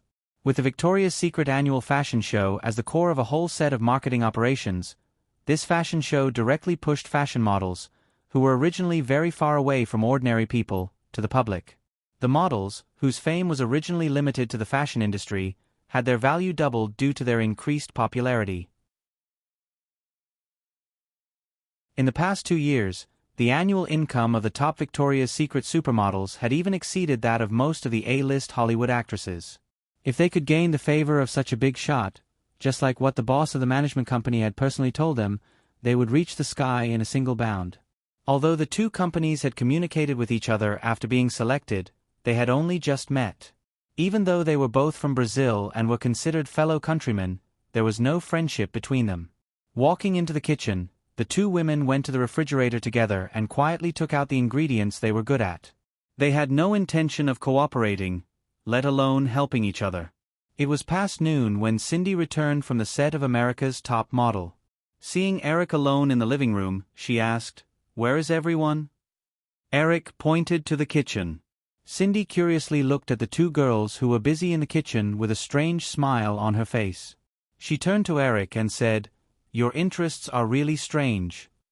Seeing Cindy's eyes looking at him as if he was a monkey that had stopped the 7 fairies from running away to pick the peaches, Eric shrugged helplessly and said, "Am I that impatient in your eyes? Besides, it's daytime now." Cindy's expression immediately turned bitter and she said, "Oh, looks like I'm going to be kicked out tonight." "No, because of your groundless doubts about my character, I've decided to teach you a lesson tonight." Giselle and Alessandra quickly finished preparing lunch. Eric and Cindy walked into the dining room together. The two women had just heard Cindy's voice. When they saw her, their expressions were obviously more enthusiastic than when they saw Eric. After all, Cindy was their ultimate goal in the future. Based on the information in his memory, Eric felt that between the two girls, Giselle's style was more like Linda Evangelista's. Both of them were professional supermodels with strong personal styles, but their appearances were actually not outstanding. Alessandra was more like Cindy. Because of their sweet faces, they were more like celebrities than supermodels. Eric was never picky about food. Eating lunch with satisfaction, he did not avoid the two girls and asked Cindy, "What do you think of them?" Giselle and Alessandra, who were eating like cats, stopped eating at the same time and looked at Cindy hopefully. Although Cindy would not personally teach these juniors like Eric said in the morning and let them steal her job in the future, as a woman with high EQ, Cindy would never say anything offensive. Sizing up the two girls for a moment, she said to Eric, "They have a good foundation. If you want, they can immediately step onto the stage of Victoria's Secret when they reach adulthood." Cindy then looked at Giselle. As a veteran supermodel who had been in the circle for more than 10 years, she naturally could tell at a glance that Alessandra's body was not well proportioned. Her legs were a little short. If it were not for her beautiful face, it would be difficult for her to walk far. Giselle, on the other hand, was very talented. "You're Giselle Bundchen, right? How did your company plan for you?" Giselle revealed a flattered expression and said, "The company originally planned for me to participate in the Spanish beauty contest." Cindy nodded. "It seems that your company still thinks highly of you. If you get a place in the beauty contest, there will be enough gimmick to package you. With your appearance and talent, you will definitely be very popular in the high street circle." Although Giselle was a little excited by Cindy's evaluation, she still looked at Eric and mustered up her courage. "However, my agent told me this morning that I will listen to Mr. Williams' arrangements in the future." If Eric could do it himself, the original career plan would certainly not be considered. With the media resources in Eric's hands, it would be easy for him to turn them into top supermodels. This was evident by looking at Diane Kruger. This young German supermodel's status in the fashion industry was now comparable to several veteran supermodels. However, 2 years ago, she was just an ordinary model. Thinking of Diane Kruger, Giselle looked at Eric with a hint of eagerness in her eyes. Even Alessandra, who was probably thinking the same thing, was the same. When Cindy heard Giselle's words, she remembered the email in the morning. She looked at Eric with a half smile, as if saying that another girl was planning to rely on him. Eric ignored Cindy's teasing expression and shook his head. I won't arrange it for you. Where you can go in the future, you still have to rely on yourself. Although Eric said this, Giselle and Alessandra didn't look disappointed at all. Although they were a little nervous in front of Eric, there was no doubt that they were smart. Without a bit of a smart brain, they wouldn't have been able to achieve so much in the fashion industry in the original spacetime. The two girls were very clear that if these big shots casually leaked some resources, it would be very helpful for small models like them who had just started their career. They chatted casually and ate lunch. After familiarizing themselves with Eric's personality, the two girls were no longer as reserved as they were at the beginning. After all, although Eric had a lot of halos that people looked up to, he was still just a young man in his 20s. Cindy also came back at noon to join in the fun. The two girls didn't disappoint her, nor did they surprise her. After lunch, they rushed back to the set of America's Top Model. The second season of the reality show was about to return in early March. Compared to Want City, which could be filmed and broadcast at the same time, the reality show had to be completed before the broadcast. Therefore, her schedule was very tight. Giselle and Alessandra consciously washed the dishes and returned to the living room. They saw Eric sitting by the window and typing on his laptop. After hesitating for a moment, Giselle mustered up the courage and walked forward. Mr. Williams, do you need me to make coffee for you? There's no need. Eric shook his head subconsciously. Then, he came to his senses and looked up at the two girls. He gestured for them to sit opposite him and said, The shooting schedule for the movie hasn't been set yet. You can continue to do your own things during this period of time. When the time comes, I'll get someone to inform your agency. So, we got the role? Giselle's face showed a joyful expression. Eric smiled and nodded. Of course, but it's just a few small roles. Don't expect too much. Alessandra spoke first this time and said respectfully, It's okay. As long as we can act in Mr. Williams' movie, we will feel very honored. Eric smiled and said, You have a sweet mouth. However, we will probably shoot in Panama. The scenery there is very good. You can go there for a few days. Consider it a vacation. Alessandra spoke first again. Thank you. Can we call you Eric? Of course. Eric nodded and suddenly noticed that Alessandra had unknowingly moved her chair closer to him. He looked up and down at the girl's soft body lying on the round table with one hand supporting her chin. He smiled and asked, What are you going to do in the afternoon? Alessandra stretched out a small hand like a raccoon, but she became timid halfway. She just picked up a pencil on the table and played with it in her hand. She said, We don't know what to do. Although Eric enjoyed the two girls' clumsy seduction, he didn't have such thoughts in his heart. With his current status, the last thing he lacked was women. There was no need to deliberately touch some rules.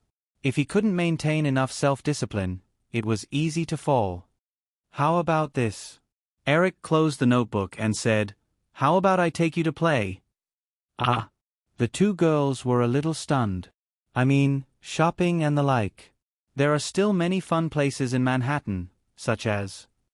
At this point, Eric suddenly paused. He really couldn't think of any fun places in Manhattan for a while, so he had to say, Forget it. It seems that I'm not familiar with Manhattan. It's best to find a native of Manhattan. Giselle and Alessandra pretended not to notice Eric's moment of awkwardness just now. They just looked expectant at the same time. Eric quickly thought of a woman who was very familiar with Manhattan. He picked up his phone and searched for a while in his contact list. He dialed a number and said a few words to the other party. He then got up and said, Let's go. After driving around Manhattan for a while with the two girls, Eric's car stopped at Rockefeller Center in Midtown. On the street not far away, the crew of City to Desire was shooting an outdoor scene. If there was someone who was most familiar with the places to eat and drink in Manhattan, among the people Eric knew, the first person he thought of was the beautiful writer of City to Desire, Candace Bushnell. The main reason why City to Desire was able to become the Bible of Manhattan's fashionable life was that this TV series introduced and described a series of well-known restaurants, bars, galleries, nightclubs, and other gathering and entertainment places everywhere in Manhattan. If one wasn't very familiar with these places, it was definitely impossible for ordinary people to make such exquisite comments. Of course, because of this, City to Desire, in the original space-time, was criticized by many critics for its excessive promotion of hedonism. Noticing Eric's figure, the tall Candace Bushnell and another middle-aged man among the crew walked over together. Eric and Candace Bushnell hugged and greeted each other. Then, he looked at the middle-aged man. The middle-aged man respectfully extended his hand to Eric and introduced himself. "Hello, Mr. Williams. I'm Terry Patrick, one of the producers of City to Desire. Do you want to come over and take a look?" "No, I'm just here to pick up Candace. By the way, does she have any more work to do?" "Of course not." Terry Patrick shook his head and said, "Ms. Bushnell is just here to visit." "That's good." Eric nodded and said, "Then, you can continue with your work." Terry Patrick said goodbye and took the initiative to leave. Eric introduced the two girls beside him to Candace Bushnell, then said, "I happen to be off today. I'm planning to walk around Manhattan. Can you be my tour guide?" "Of course, no problem." Candace Bushnell shifted her gaze away from the two young girls and did not ask further. She smiled and said, "But I can't guarantee that you'll want me to take you to the place you want me to." Eric took the initiative to open the car door for Candace Bushnell and said with a smile, "Get in the car. If you don't like it, we can just go somewhere else. Manhattan is so big anyway."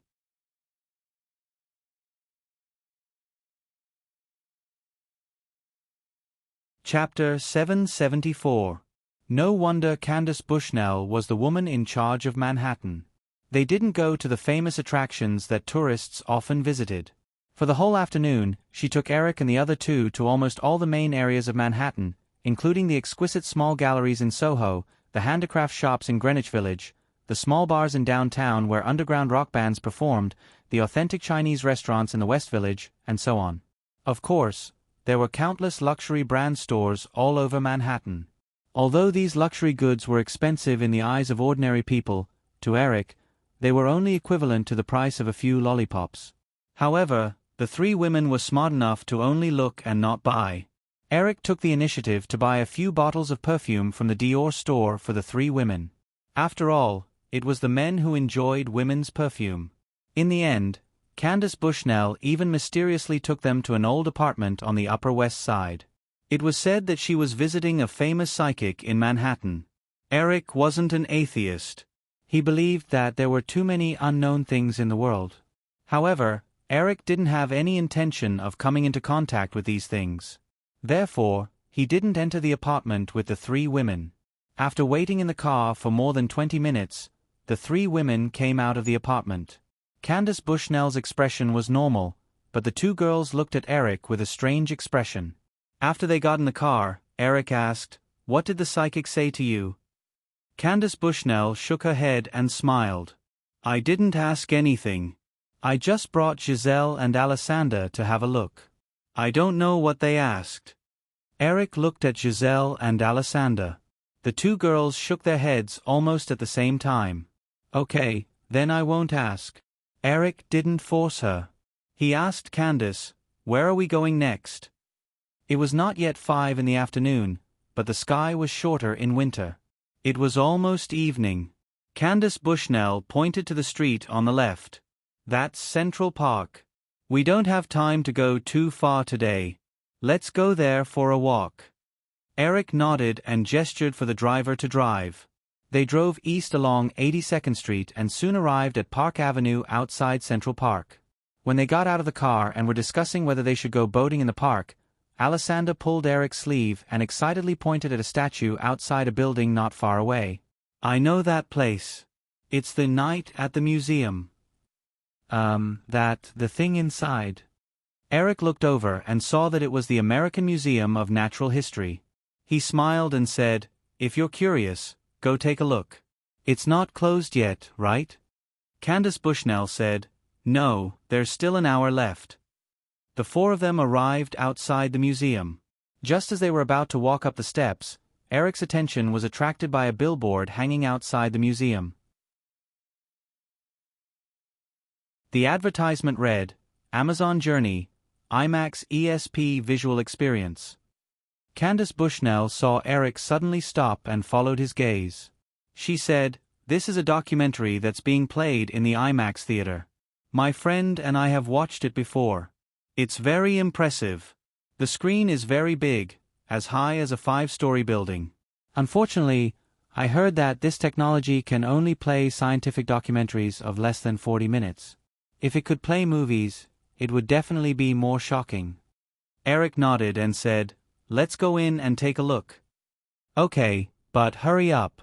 As they spoke, the four of them bought tickets and walked into the museum. They quickly found the location of the IMAX theater. It just so happened that the last screening of the day was about to begin. As it was almost closing time, there weren't many tourists. The four of them easily found the best viewing spot near the center of the theater. After the lights dimmed, the screen lit up. A large panoramic view suddenly appeared in front of them. The endless Amazon jungle seemed to be blowing in their faces, giving them a sense of immersive shock. Eric had experienced this feeling more than once, and Candace was not too surprised. However, Giselle and Alexander, who were seeing such a shocking visual scene for the first time, exclaimed at the same time. Giselle had just snatched the seat next to Eric. At this time, intentionally or unintentionally, she moved closer to Eric's ear and said with some regret, "I didn't expect the Amazon jungle to be so beautiful. It's a pity that my family lives in the south of Brazil. I've never been there." Eric felt the pleasant perfume on the girl's body. It was the residue of the perfume that he tried in the Dior store not long ago. He said, "The more beautiful something is, the more dangerous it is. I just went to the tropical rainforest in northern Australia not long ago. It is said that there are hundreds of deadly poisonous snakes there. If you're not careful, you can lose your life. The Amazon jungle is much more dangerous than the Australian rainforest." Although her attention was attracted by the immersive IMAX scene in front of her from time to time, Giselle was more willing to talk to Eric. She tried to find something to talk about. "Australia, it's the same as my hometown. It should be summer now. Eric, what are you doing in such a dangerous place like the Australian rainforest?" Eric felt the IMAX scene in front of him and thought about it in his heart. It did not prevent him from talking to Giselle. He said, "The company has a movie shooting there. I'm going to visit the set.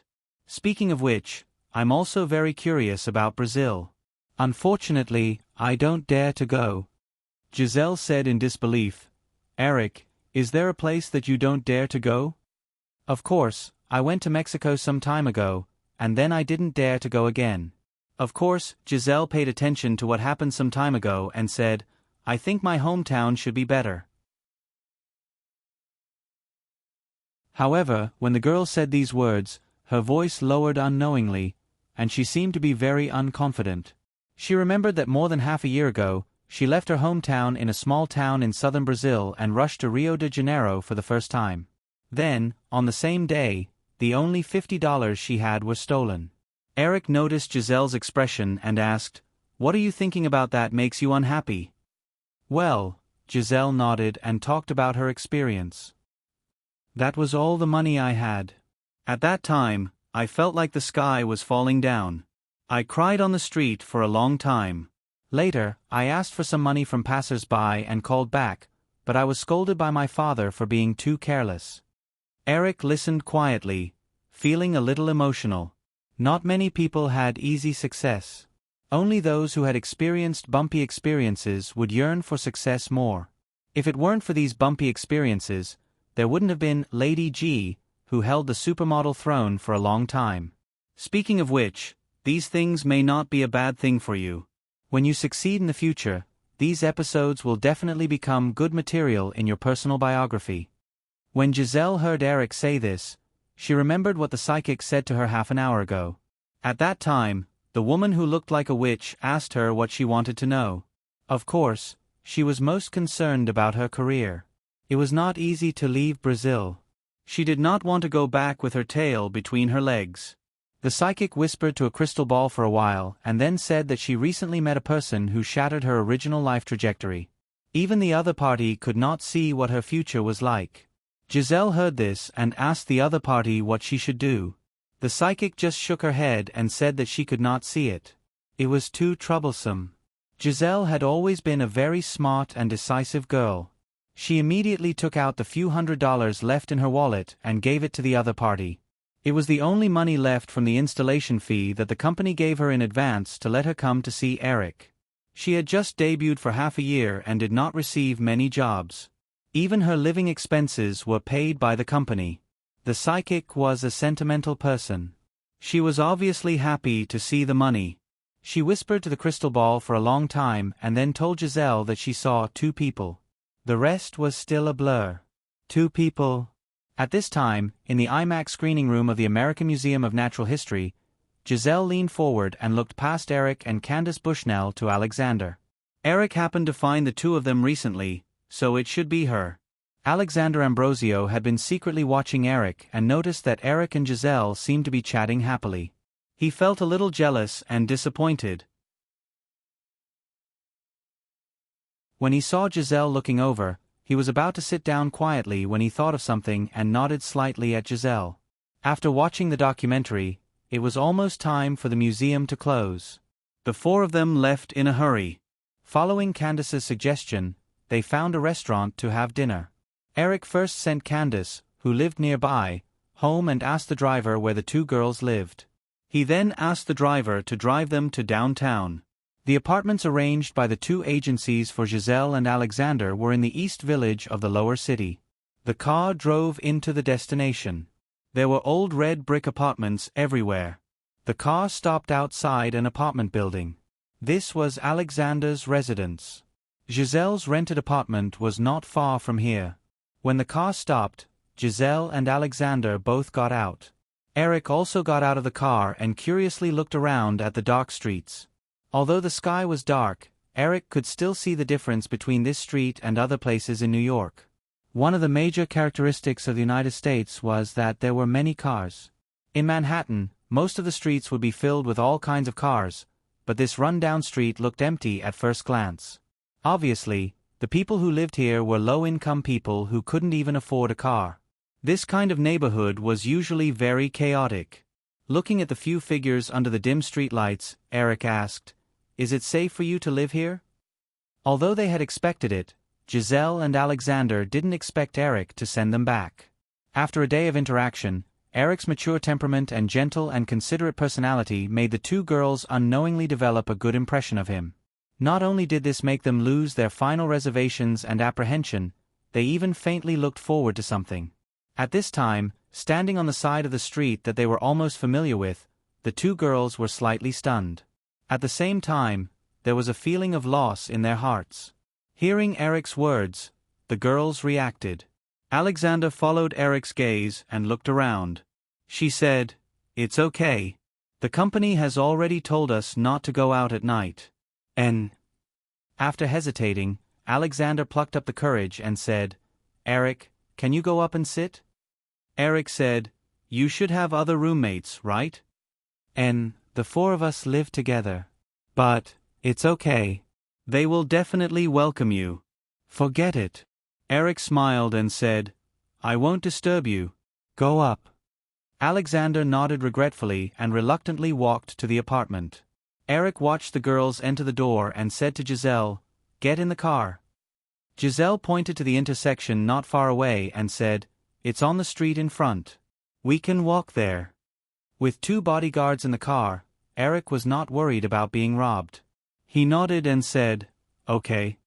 The 2 walked forward side by side. Giselle walked closer to Eric.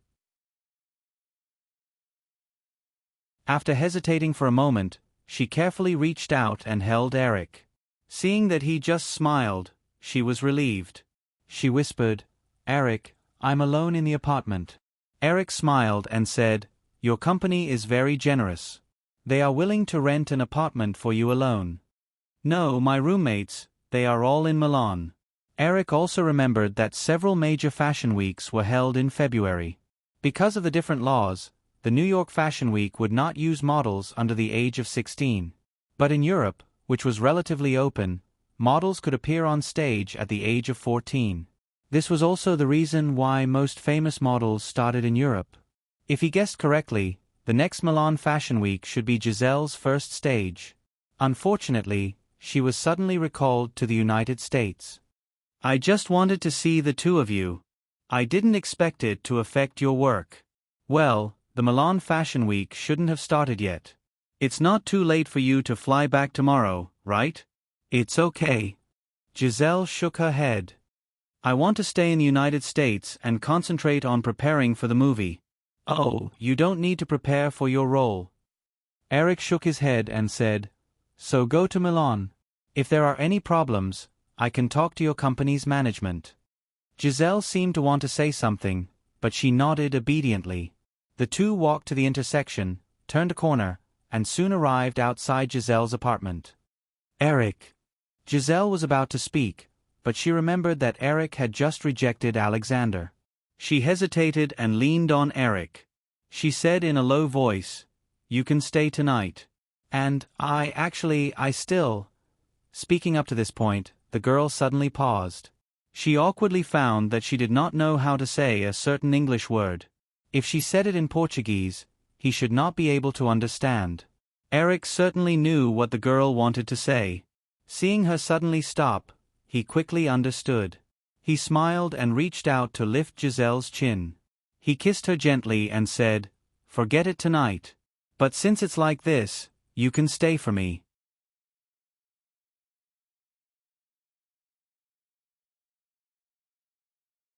Chapter 775. Compared to the Golden Globe Awards in January, Eric was most concerned about the Sundance Film Festival, which had become popular in recent years. David Fincher's first film, 7 Deadly Sins, made its first public appearance at the Sundance Film Festival, which started the promotional work for the film before the Easter release. Brad Pitt was still playing the role of Agent Mueller in The X-Files, and the film crew chose Matthew McConaughey, who had begun to emerge in recent years. Eric didn't like the actor very much and always felt that his face was too frivolous. However, this kind of image just happened to fit the young, impetuous, and irritable character of the male lead of 7 Deadly Sins, so it was finally decided. Other than Matthew Mike and Diane Kruger, who was stuffed into the cast by Eric, the other two supporting actors, Morgan Freeman and Kevin Spacey, were unchanged.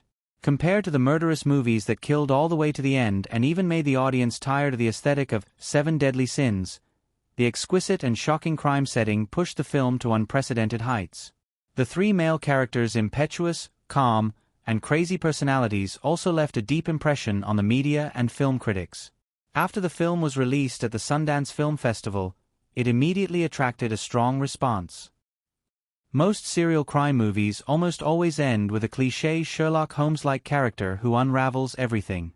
The plot setting of 7 Deadly Sins that allows criminals to take the initiative to appear and continue to complete their crazy acts is undoubtedly subversive. The ending of the movie is shocking. The gloomy city that is always raining also gives people a gothic dark religious atmosphere, which secretly echoes the religious theme of 7 Deadly Sins. Compared to the chaotic and mediocre Alien 3, 7 Deadly Sins is undoubtedly a rebirth of director David Fincher's work. Kevin Spacey's short appearance is a genius, indifferent, and crazy murderer incisively and vividly, which makes people think of Anthony Hopkins' performance in The Silence of the Lambs. Matthew McConaughey and Morgan Freeman also put in excellent performances. In addition, although many people are criticizing Victoria's Secret supermodels for frequently entering Hollywood, Diane Kruger's performance this time has also reached the passing line. We can't ask for more from this group of beautiful babes with delicate faces and devilish figures, right? Although there was no lack of criticism for any movie, the positive reviews received by 7 Deadly Sins far exceeded the few negative reviews in the media. The topic of the movie quickly spread from Christmas to all of North America. Although the Sundance Film Festival claimed to support independent films, after many years of development, in order to better survive, it also began to compromise with the major Hollywood studios. Out of the 17 nominees for the Best Drama Film Award, more than a third of them came from the Big Seven or their subsidiaries. Seven Deadly Sins was nominated without any suspense, and with the help of New Line, it successfully won the jury prize, opening a good publicity campaign for the film. As January passed, the holiday atmosphere gradually disappeared, people's lives gradually returned to normal, and the film market also fell into the cold period of spring. Hollywood's weekly box office dropped from a high of $170 million to around $60 million. Correspondingly, in February, the spring season of TV dramas began. Seven Deadly Sins started off with a good start at the Sundance Film Festival. At the same time, Firefly Group's ABC Network, AE Network, Disney Channel, ESPN, and other major TV stations began to launch new spring shows one after another. Among them, in addition to ESPN, which had just signed a $9 billion broadcasting rights contract with the National Football League, was the AE Network's Lifetime TV station, which specialized in urban elites and fashionable women. Before the winter break last year, Lifetime TV's two reality shows, America's Top Model and Project Runway, which had a huge impact, both achieved more than 6 million viewers in the last episode. The final viewership of the first season of America's Top Model reached 6.8 million, and the ratings were close to 4.0. Compared to most cable channels, this result was simply amazing. With the phenomenal viewership trend brought about by the two reality shows, Lifetime TV subscriptions skyrocketed, from a little more than 3,000 at the beginning of 1995 to 76 million. The major cable operators also began to prepare for the inevitable price increase in the New Year's broadcasting rights contract from April to May. According to industry estimates, as long as Lifetime TV's spring shows could reach the average level of last year's fall shows, Lifetime TV would be able to raise the average subscription fee to more than 25 cents in the new contract negotiations. Based on this alone, Lifetime TV would earn more than $200 million a year in subscription revenue from cable operators. This figure had already exceeded the overall valuation of Lifetime TV, which was less than $150 million a year ago. With the popularity of Lifetime shows, the television station's advertising revenue, syndication distribution, and DVD sales of popular shows would bring in far more revenue than just subscriptions. Wall Street media analysts had even raised Lifetime TV's valuation to $1 billion. Although Lifetime TV's viewers didn't pay too much attention to these industry figures, their interest in Lifetime TV's two ace reality shows didn't decrease at all. The second season of America's Top Model wouldn't be broadcast until early March, and the new series, Want City, wouldn't be broadcast until the end of February.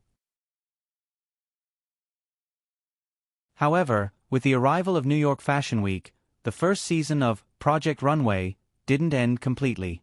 Instead, the finals were held during New York Fashion Week. After the winter break, the final three contestants who emerged from the elimination rounds would show their works in the highly anticipated Bryant Park in Manhattan.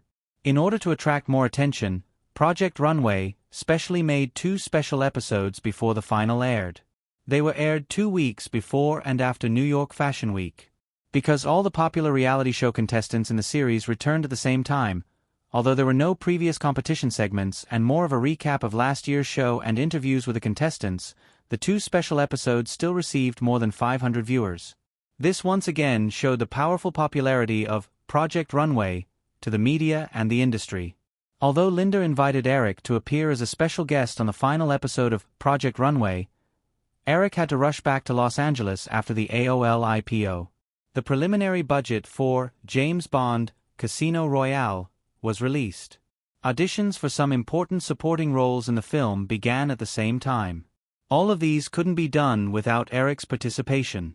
At the same time, Firefly, MGM, and Fox also began negotiations to form a pay TV channel. In the original spacetime, HBO almost monopolized more than 90% of the pay TV channel market. Its highest annual profit was close to $2 billion. 10 years later, it would be able to squeeze into the top 500 companies in the world. As for the other major media companies, although they had tried many times to catch up with HBO's market position, their market position had always been stable because of HBO's excellent operating methods. In his memory, in order to get HBO, 20th Century Fox even offered to buy the entire Time Warner Group. Of course, they didn't succeed in the end. However, at this time, The entire American cable television market had been brewing for a long time since the 1980s. Although HBO was already on a small scale, it was far from being as dazzling as it was later. This also gave other premium cable channels a chance to catch up. Early in the morning of the new week, Eric specially rushed to Praia Vista to have breakfast with Katzenberg in the studio's coffee shop and discuss the recent work progress. We have roughly picked a few targets. The most suitable one is a pay TV channel under Telkom. The subscriber scale of this TV station is currently about 1.5 million. It mainly broadcasts old movies. Although the number of subscriptions is relatively small, with Telkom's 40 million subscriber base, as long as we can provide enough high-quality film and television resources, the subscriber base will grow very quickly. Katzenberg reported about the pay TV channel, took a sip of coffee, and continued, however, Telkom is not willing to let go of this TV station completely. They want to keep 20% of their shares. I think that if we finally decide to buy this TV station, we should be able to reduce Telkom's shareholding to 10%. After all, without our content support, Telkom's pay TV channel can't be big. Telkom, Comcast, and Time Warner were the three traditional cable television operators of this era. In addition, there were more small and medium-sized cable television operators and emerging satellite television operators in North America. Even News Corporation actually had a cable television operation, but its scope of business was mainly in Europe and Australia. In the early 1980s, these cable television operators were not allowed to own TV stations due to anti-monopoly concerns. However, as media regulation became more and more open, this restriction was gradually broken. When Barry Diller left Fox, the QVC television shopping channel that he ran was a joint venture between Telkom and Comcast. After the new century, the number one cable television operator in the United States changed from Telkom to Comcast. Eric did not know the reason, but he could roughly guess that Telkom either went bankrupt after the dot-com boom, like many high-tech companies, or was acquired. If it was the latter, the acquirer would obviously be Comcast. Try to fight for it. It would be best if we could lower it to 10%. At the same time, we should also strive for more channel resources in advance for Telkom, Eric said after thinking about it. He had never thought of monopolizing this TV station from the beginning. Maintaining a stake in the operator could also allow the other party to provide more resources and convenience for the expansion of the TV station. In addition, Katzenberg suggested that Fox be excluded from the list of partners, but Eric did not accept this suggestion. If it was just North America, of course, there was no need to bring Fox along. After all, Firefly and MGM could already provide enough programs for the TV station. However, looking at it from a long-term perspective, News Corporation's international media channels could help this pay cable TV station go overseas more easily. Just like Firefly's Disney Channel, because of the good relationship between Firefly and Fox, it successfully entered the European and Australian TV market 2 years ago with Sky Media's channel resources. At the end of last year, with the explosive popularity of America's Top Model and Project Runway, Firefly had also begun cooperation with News Corporation to expand Lifetime TV to the overseas market. News Corporation's Australian TV station had even bought the production rights of the Australian version of Top Model.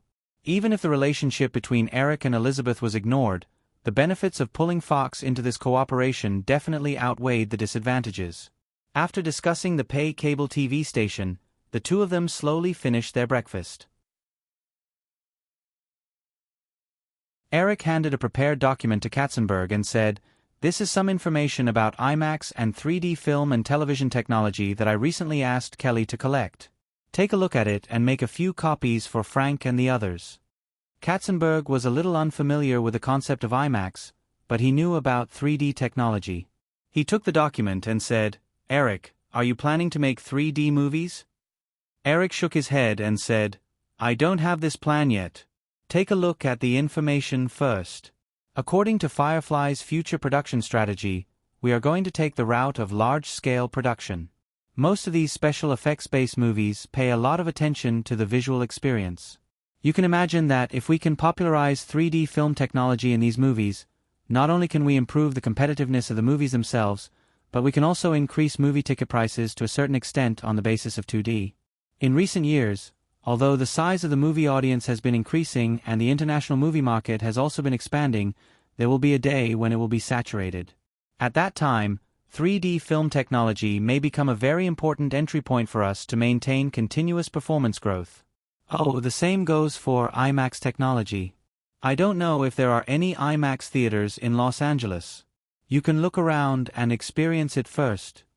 Katzenberg listened carefully and nodded solemnly. He said, I will finish reading the information as soon as possible. At the same time, I will ask the Strategic Planning Department to come up with an evaluation.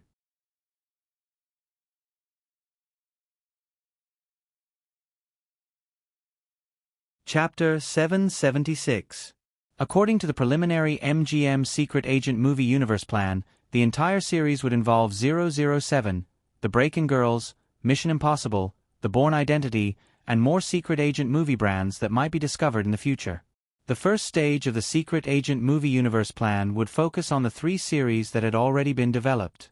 This stage of the plan included at least 10 films. In order to maintain the interest and attention of fans in the series, the intersection of the plots of the 3 film series would be very cautious and gradual. Eventually, it would form a large ensemble like Marvel's The Avengers in the original space-time. According to MGM's established movie schedule, The Breaking Girls 2, which would be released this summer, would still maintain a separate plot system for the time being because the 3 girls belonged to Charlie Detective Agency, which did not belong to the government. However, there would be an Easter egg related to the Impossible Task Force, IMF, plot related to Ethan Hunt in the movie. Mission Impossible 2, which would be released at the end of the year, would be the official beginning of the entire Secret Agent Movie Universe plan. In the plot of Mission Impossible 2, which had already begun filming, Ethan Hunt would destroy the criminal plan of a Phantom Society organization and thus discover the huge Phantom Society organization hidden behind the scenes. The US government, which had obtained the relevant information, realized the terror of the Phantom Society to global security, so it provided the information to the security departments of its allies in the hope that they would work together to destroy the Phantom Society that had influence all over the world. Therefore, in the established Easter egg of Mission Impossible 2, there would be a scene where Mrs. M would introduce the information about the Phantom Society obtained from the CIA to James Bond. The plot of James Bond, Casino Royale was not only related to Mission Impossible 2, but it could also be regarded as a new beginning. With the collapse of the Soviet Union, James Bond, who had been fighting against it for decades, lost his old enemy. In addition, in the last episode, his good brother 006 unexpectedly betrayed him, causing 007 to become disheartened and even have the idea of retiring. Of course, Mrs. M was unwilling to let her right-hand man leave, so she sent Bond to the Panama Islands for a vacation. In the Panama Islands, Bond's flirtatious nature flared up again. He accidentally seduced a married woman, and the husband of this married woman happened to be an insignificant member of the Spectre Group. Because of Bond's accidental intervention, the small member's operation unexpectedly failed. The resourceful Spectre Group soon discovered the identity of 007, so the small member and his wife were mistaken as traitors and cruelly executed by the Spectre Group. The tragic death of his temporary bedmate touched Bond, and he decided to get to the bottom of it in private. At this time, MI6 also obtained the information of the Spectre Society that Ethan Hunt had in his possession in Mission Impossible 2. During Bond's private investigation, because he illegally used MI6 channel, he was discovered by Mrs. M, and she accidentally discovered that the incident that Bond experienced was also related to the Spectre organization hidden in the shadows. Mrs. M recalled Bond and showed him all the information about the Spectre Society. According to the clues that MI6 had already found, it was determined that an upcoming gambling game in the Royal Casino of Montenegro might be related to the Spectre Society. Therefore, Bond was sent to Montenegro to participate in this shocking gambling game. The new 007 movie could be regarded as a new beginning. At the same time, this sequel would also be a nirvana for James Bond. After experiencing an unforgettable love and finding a new fighting goal, James Bond embarked on a journey again. The filming of the movie was mainly handled by Barbara Broccoli and her sister, while Eric was in Los Angeles and focused on the casting of the new Bond movie. Although the male and female leads had been confirmed, there were still a large number of supporting roles in 007 Casino Royale that required Eric's personal screening. Then, Thank you for coming to the audition today. Mickey, I'll let you know the results as soon as possible. In an audition room at Firefly Studios, Eric got up and shook hands with an actor in his 40s. This middle-aged man, who seemed to always have a smirk on his face, was called Mickey Locke. In the 70s and 80s, he was also a handsome man in Hollywood. In 1986, Mickey Locke shot to fame with an X-rated 9.5 Weeks of Loving You. However, after that, Mickey Locke's path to stardom had not been smooth. Although this guy was handsome, his appearance always had a bit of evil that was very suitable for playing a villain. Therefore, it was difficult for him to get a leading role in a big-budget mainstream movie. Eric's memory of Mickey Locke was probably only the whip in Iron Man 2 in his previous life. Today's audition happened to be the original Casino Royale's Chiriv, who had a gloomy temperament and often had blood dripping from the corners of his eyes. Although the plot had been changed a lot, Chiriv's role in the original was very outstanding, so Eric did not change the general setting of this role. Mickey Locke let go of Eric's hand and said, "I'm also very honored to be able to participate in this audition. Eric, I'm looking forward to working with you." After sending Mickey Locke off, Eric returned to his seat and asked the production assistant next to him, "Are there any more auditions?"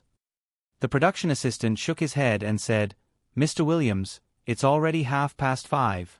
Mickey Locke is the last audition today." Eric raised his hand and looked at his watch. He nodded and said, "In that case, let's get off work. We'll continue tomorrow." Today's audition didn't meet a suitable candidate. Although Mickey Rourke's acting skills were good enough and his appearance was very suitable for the role of the villain, Eric needed a gloomy villain, not an actor who looked evil on the surface.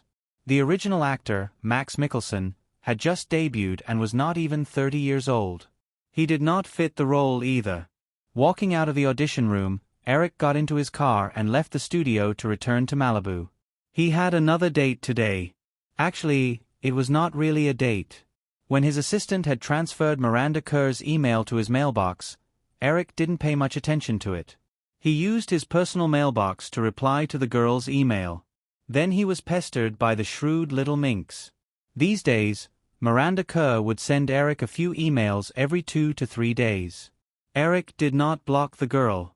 It could be said that he treated the occasional chat with Miranda Kerr as a distraction from work. Recently, Miranda Kerr had gone to America with her mother, Thales. Eric had agreed to the girl's visit in advance, which was today. When he returned to the Sharp Corner Manor, the sky was already dark. As soon as Eric's car arrived at the gate of the manor, he saw 2 women, one big and one small, standing by the roadside nearby. Eric asked the driver to stop the car and got out of the car to greet them. When Miranda Kerr saw Eric, she ran over excitedly. "Didn't you say 7 o'clock? Why are you here so early?" Eric gently hugged the girl and asked with a smile. After Miranda Kerr hugged Eric, she took the opportunity to hug his arm and said affectionately, "Mom and I were worried that we would be late, so we came early." "Oh, Eric, this is my mom." "Hello, Ms. Kerr." Eric shook hands with her. Thales looked at her daughter leaning on Eric and frowned. She wanted to pull her daughter over, but when she remembered Eric's identity, she did not move in the end. On the surface, she maintained a smile and shook Eric's hand. She said, "Hello, Mr. Williams. Just call me Eric." Eric said, "Let's go in." Get in the car first." With that, Eric politely opened the car door for Thales. This small detail made Thales very satisfied, and even a faint sense of vanity arose in his heart. After all, the other party was the richest man in the world. Miranda Kerr did not need Eric to say anything. After her mother got in the car, she excitedly got into the car. The car was very spacious. Eric followed and sat in. It did not seem crowded even with 3 people sitting in the back. The gate of the manor opened and the car drove into the manor. Miranda Kerr curiously looked at the famous manor and asked a lot of questions. "Eric, this place is so big. Do you live here alone?" Eric shook his head and said, "I'm not alone. Drew comes here occasionally." When she heard Eric mention Drew's name, for some reason, the girl's eyes became brighter. She said with a face full of expectation, "I really hope to meet Miss Barrymore. I'm her fan. I've watched E.T." Eric smiled and said, "She will definitely like you very much." The car arrived at the Linhai Villa. After Eric got out of the car, he ordered the chef in the manor to prepare dinner. Then, he brought the mother and daughter into the villa. "Wow, this place is so big. It's like a museum." As soon as they entered the door, Miranda Kerr looked around excitedly. She looked at the art hanging on the wall and exclaimed with envy. Eric just smiled and brought the two to the rest area by the glass wall. He said, "Take a seat. I'll make coffee." Thales sat down a little cautiously. Looking at his daughter's overly excited appearance, he wanted to reprimand her, but he was worried that he would be rude in front of Eric. Every part of this luxurious manor gave him a faint sense of oppression. Seeing that Eric was about to leave, Miranda Kerr, who had just sat down, immediately jumped up. "Eric, can I help you?" "Of course." Eric nodded with a smile. He brought the girl to the small bar in the corner and said, "If you don't like coffee, there should be other drinks in the fridge." The girl pointed to the red wine in the wine cabinet and asked expectantly, "Can I try those red wine?" Eric shook his head and smiled. "No, your mother is here." Miranda Kerr snatched the coffee pot from Eric's hand and took the initiative to help fill the cup. At the same time, she asked softly with a smile, "Does that mean I can drink when my mother is not here?" Eric said, "Your mother is not here, so I don't dare to let you drink." "Why?" Eric joked. "Drunk women are crazy. I'm afraid you'll take advantage of me." "Ha ha, I won't." The girl smiled and twisted her slender waist under the thin sweater. At the same time, she did not forget to throw a glance at Eric and change the topic.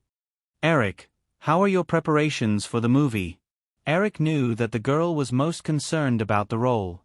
He said, "I'm still casting. You must wait for a few months." "I'm not in a hurry." Miranda Kerr did not show the slightest disappointment. This was just a small role. Anyway, he had already promised to give her more roles. However, the girl also knew that there was no need to rush to bring it up. There was still plenty of time in the future. The two made coffee together and returned to the sofa. Eric let Miranda pour coffee for the two of them. He sat down on the sofa and said, "Miss Kerr, did the journey go smoothly?" "Of course." Therese took the coffee cup from his daughter and said, "I didn't expect the weather in Los Angeles to be so cold. Miranda and I almost caught a cold." "Haha, Los Angeles is already much better. If you go to New York, it will definitely be worse. It seems to be snowing there recently." Miranda poured herself a cup of coffee, but held the cup and sat down next to Eric. She said, "It's amazing. It's so hot in Australia now, but it's snowing in New York." Eric smiled and said, "If you really experience it, it won't be so amazing." After chatting for a while, Therese knew that it was not suitable to talk about business during dinner, so he took the initiative to start a conversation. He said, "Eric, Miranda has already told us some things. Well, about Miranda being a contract actress with Disney, I want to confirm it with you personally." Eric was slightly stunned. He only promised to provide a few jobs for the girl in the email, but he never promised Miranda Kerr to be a contract actress with Disney. Moreover, the girl in front of him looked at least 16 years old. She did not meet the requirements of most of the Disney actors. Disney's criteria for selecting actors for the Disney Channel were mainly petite and cute. For example, Britney and Christina were only about 1.6 meters tall even after they reached adulthood. Although Miranda Kerr met the criteria of being cute, she was already too tall. He looked at Miranda Kerr in confusion. The girl was blinking her big eyes and looking at him pitifully. Eric suddenly understood why the girl wanted to associate herself with Disney. It was probably to prevent her parents from thinking that she was too mature for her age. After all, when it came to Disney, most people's reaction was basically that of a child's. Moreover, although the girl was already slender and elegant, with her current age, it was more reasonable for her to work with Disney. In the blink of an eye, Eric thought about it and turned his head to Therese. He said, "Other than the small role in James Bond, Casino Royale, I think Miranda is quite suitable for a role in the upcoming Disney Channel TV series. Although it was nonsense, Eric was not worried that this lie would not work. Disney Channel produced many teen TV series or movies every year. If necessary, he could just find a Disney movie and insert Miranda Kerr into it.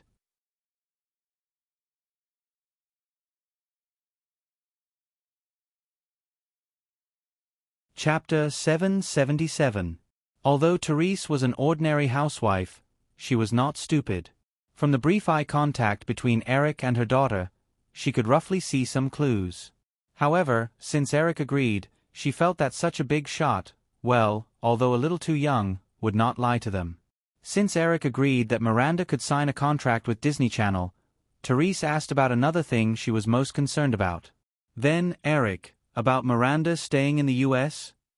Eric said, Ms. Keir, if you are worried, you can stay in the U.S. to take care of Miranda. Therese shook her head and said, I can't do that. I have my own job in Brisbane, and my husband and son can't leave me. John and I hope that Miranda can go to boarding school full-time. As long as she's not filming, she can stay in school.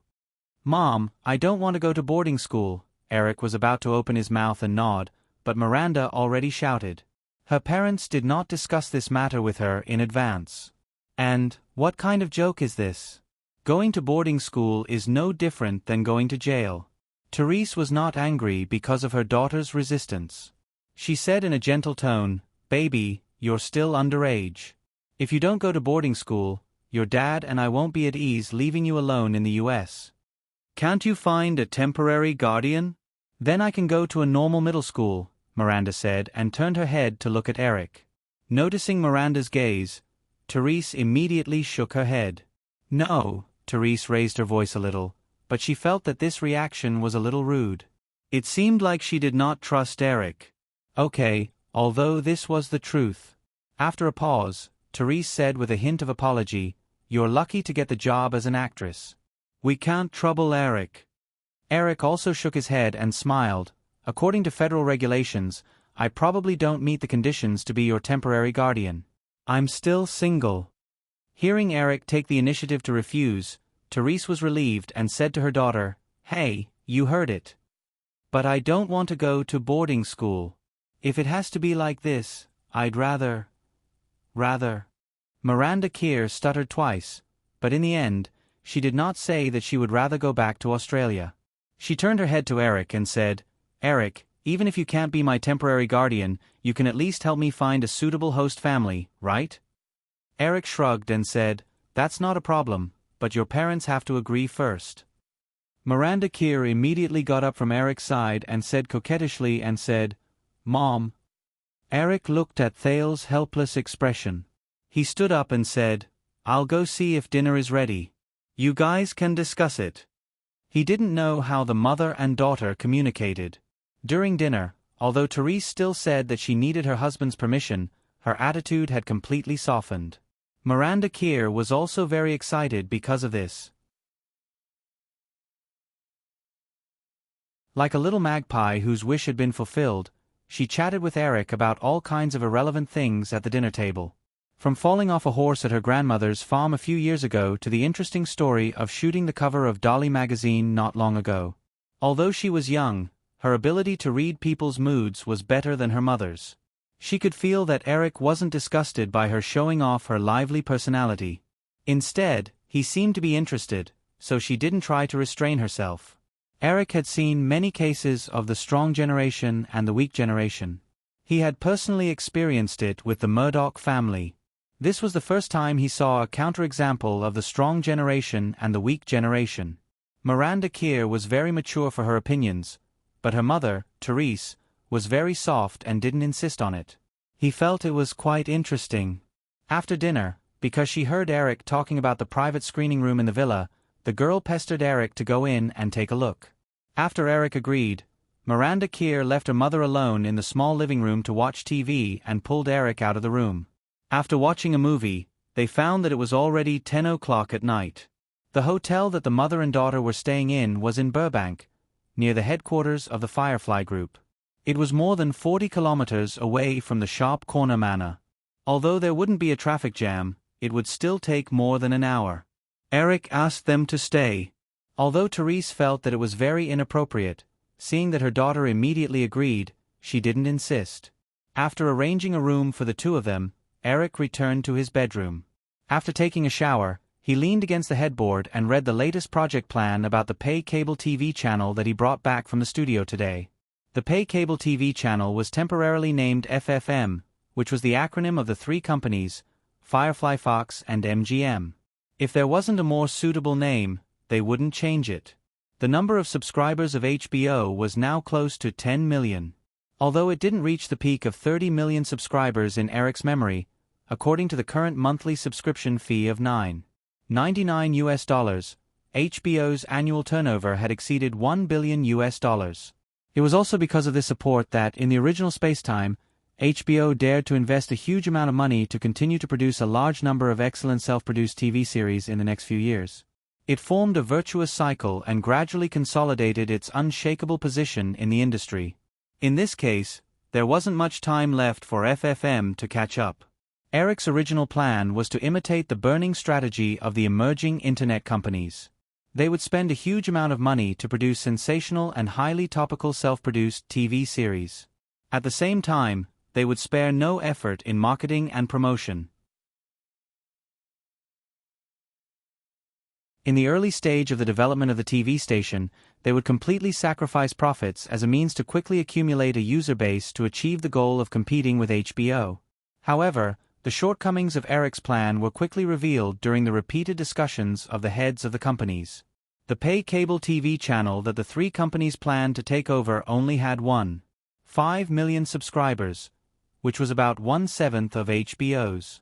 With such a poor audience base, no matter how good the TV program was, it wouldn't be able to create a big social impact in a short period of time. After all, a pay cable TV channel was different from a basic cable TV channel.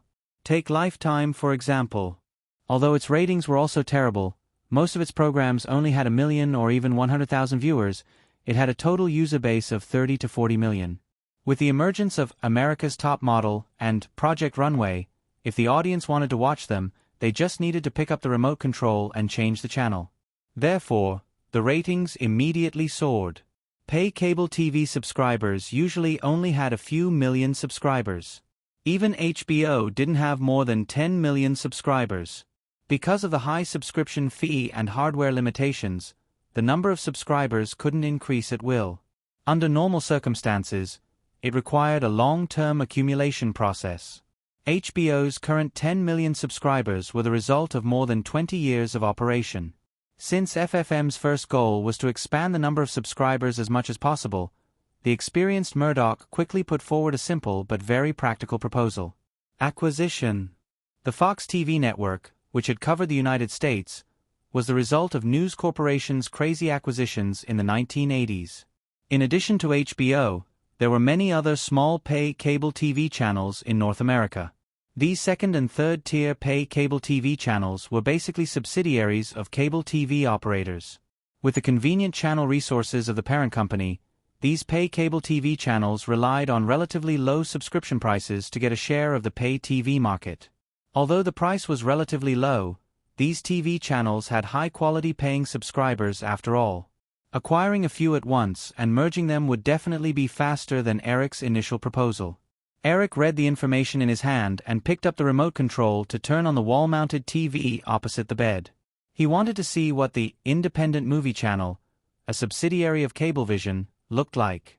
Cablevision was interested in selling this pay cable TV channel with 900,000 subscribers, but the price was as high as US $315 million. It would definitely be a tug-of-war during the negotiation. Finding the Independent Movie Channel, Eric casually glanced at the plot of a movie that was playing and shook his head in boredom. On the TV screen, two blonde girls who weren't too beautiful were running wildly with exaggerated expressions while being chased by murderers. This was obviously an ultra-low-budget thriller movie. With just a few glances, Eric could roughly guess that the plot was in the mode of Scream. The proportion of bad movies in Hollywood was still very high. Because of the huge market, independent production companies would gather millions of USD to follow the trend and shoot some movies. Even if the movies could not be released in theaters, they would first release a round of videotapes, then sell the broadcast rights to independent movie channels and other TV stations. The overseas copyright sales could also recover some of the profits. All in all, the profits were still very good. Eric lost interest and was about to change the channel when he heard a sound. Knock, knock, knock. Eric paused for a second. He wasn't sure if he was hallucinating until he heard the sound again. Looking at his watch, it was already 11:30. Eric found a pair of beach pants from the closet next to him and put them on.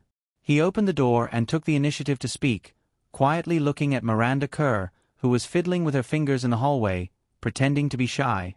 Looking at Eric, who was only wearing beach pants, the girl's face turned red, but she didn't back down.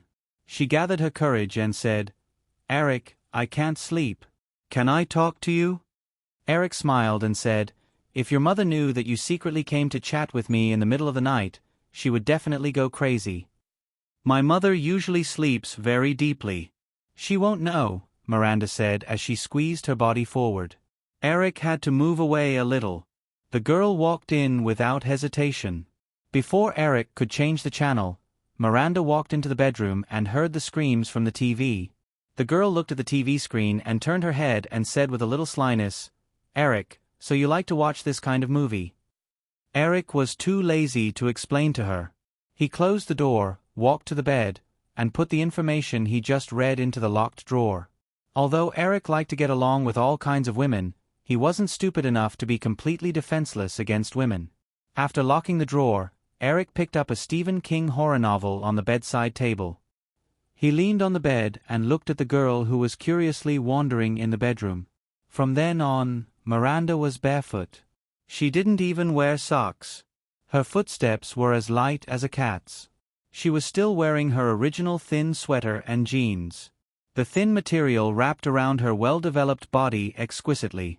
Leaning against the window in the north and looking at the lights in the city of Malibu in the middle of the night, Miranda whispered a few words. She turned around and walked to Eric. She sat down on the edge of the bed very naturally.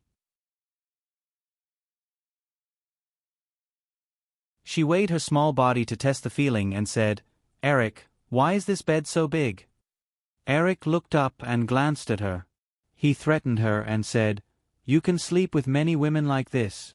Miranda smiled and climbed onto the bed even more boldly. She lay beside Eric, looked up and said, "Are you trying to drive me away?" Eric was too lazy to look up this time. He casually turned a page of the book and asked, "Why do you say that?" "Hee, you know it yourself," Eric said. "If I wanted to, you would have been thrown out by now." Miranda Kerr laughed again. After a moment, she said, "Eric, I want to take a shower." Eric wanted to know what this little vixen could do. He nodded and said, "Well, go ahead. The room is over there. But I don't have pajamas. You can wear mine." "You're not wearing pajamas either," Miranda said. She reached out and gently tapped Eric's chest. Her fingertips were cold. Eric picked up the white shirt he wore during the day. "Here, wear this later." Miranda Kerr took it and shook it twice in her hand. She looked up at Eric. Seeing his indifferent look, her little nose wrinkled slightly. She got off the bed and walked to the room. Eric heard the door of the room close. He looked up and shrugged. He had been with too many women over the years, and their attitudes towards him were also different. Miranda's behavior did not surprise him too much. A certain little vixen back then had been so tirelessly pestering him. Thinking of Drew, Eric unconsciously recalled his experience in these years of rebirth. Step by step, Eric had forgotten how many women had appeared around him. His mentality had also changed step by step, from the initial high-spirited to the current playful life. In the past, he had always hoped to have every woman he liked by his side, but now this thought was gradually fading. Eric found that he was not suitable for the days of the founder of Playboy, Hugh Hefner, who was surrounded by women all the time. He was even a relatively cold person in his bones. He liked peace and quiet. He did not need many women by his side, just one or two. He also did not like to spend all the time together. When his feelings faded, he would leave. Perhaps, Drew was the one who understood him best. Although this girl could not wait to be by his side all the time, she had never done so. She just helped him take care of everything in his life like a little housekeeper.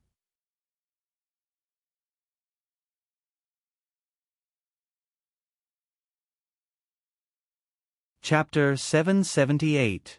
The sound insulation of the villa's master bedroom was of course excellent. There was no sound of water splashing. Eric picked up the remote control and changed the TV channel. He didn't throw away the horror novel in his hand. From time to time, he glanced at the TV screen, doing two things at once. About half an hour later, the door of the room opened. Miranda Kerr, wearing only a shirt, walked out. The shirt just covered her thighs, revealing two beautiful legs that exuded a healthy wheat color. Her slightly moist brown hair was loose, and the few strands of blonde hair in front of her forehead made the girl look a little more sexy. The girl lightly jumped onto the big bed and climbed to Eric's side. She raised her face and asked, "Eric, am I beautiful?" Eric shrugged and said, "I like girls with white skin. You're too dark." Miranda Kerr retorted, "No, I'm healthy. Many of my classmates are envious of me." As she spoke, the girl rolled up her sleeves and extended her forearm in front of Eric. "Feel it. My skin is better than many girls." Eric was too lazy to argue with the girl about such boring things. He glanced and said perfunctorily, "Not bad." Miranda Kerr saw Eric's uninterested look. She retracted her arm and supported her chin. She looked at him with a smile and said, "You can touch other places if you want, but you can't do other things." Eric ignored her. He put down the book, picked up the remote control and turned off the TV. He said, "Hey, you've showered and talked. You should go back to sleep." Miranda Kerr snatched the remote control and turned on the TV. She said, "Let me stay a little longer. I won't eat you." Eric thought to himself, "I'm afraid I won't be able to resist eating you." He saw the girl randomly changing channels and unknowingly changed to HBO's secondary channel, Cinemax. He couldn't help but roll his eyes and asked, "Do you know what TV station this is?" "Of course, I'm not a child." Miranda Kerr acted like a little adult. However, when a large number of scenes that were not suitable for children appeared on the screen, Miranda Kerr's face turned red. She quickly changed the channel and jumped to the Disney Channel. The television was playing a children's sitcom developed by the Disney Channel last year. Although it was aimed at children between 6 and 12 years old, Miranda Kerr enjoyed it very much. She finished watching a short 20-something minute episode. The next program was a cartoon. The girl felt sleepy, so she turned off the television and moved to Eric's side. "Eric, can I sleep here?" Eric said, "Then we'll probably have to go to the kitchen." "Hide the kitchen knives first, in case your mother attacks me tomorrow." "Hee hee." Miranda Kerr laughed and said, "That won't happen. With my mother's personality, she won't do such a thing. Moreover, I can leave early tomorrow morning." Eric shrugged indifferently. Anyway, this was his territory. He was not worried that this little vixen would cause trouble. He casually turned off the lights, pulled the blanket and lay down. He said, "Go to sleep. Remember to leave early tomorrow morning." The surrounding curtains had been automatically drawn. As Eric turned off the lights, the bedroom immediately became dark. Miranda Kerr, who was still sitting beside Eric, suddenly became a little timid. She groped her way to Eric's side and whispered, "Eric, I'm afraid of the dark. I'm not used to sleeping with the lights on." "Humph, so boring. I mean, can't you take the initiative to hug me?" "Oh." Eric turned around and reached out to hug the girl's waist. "Okay, go to sleep." Miranda arched in Eric's arms and giggled in the dark. She carelessly took off her shirt. Her skin is really good." Eric had a thought, but immediately felt something.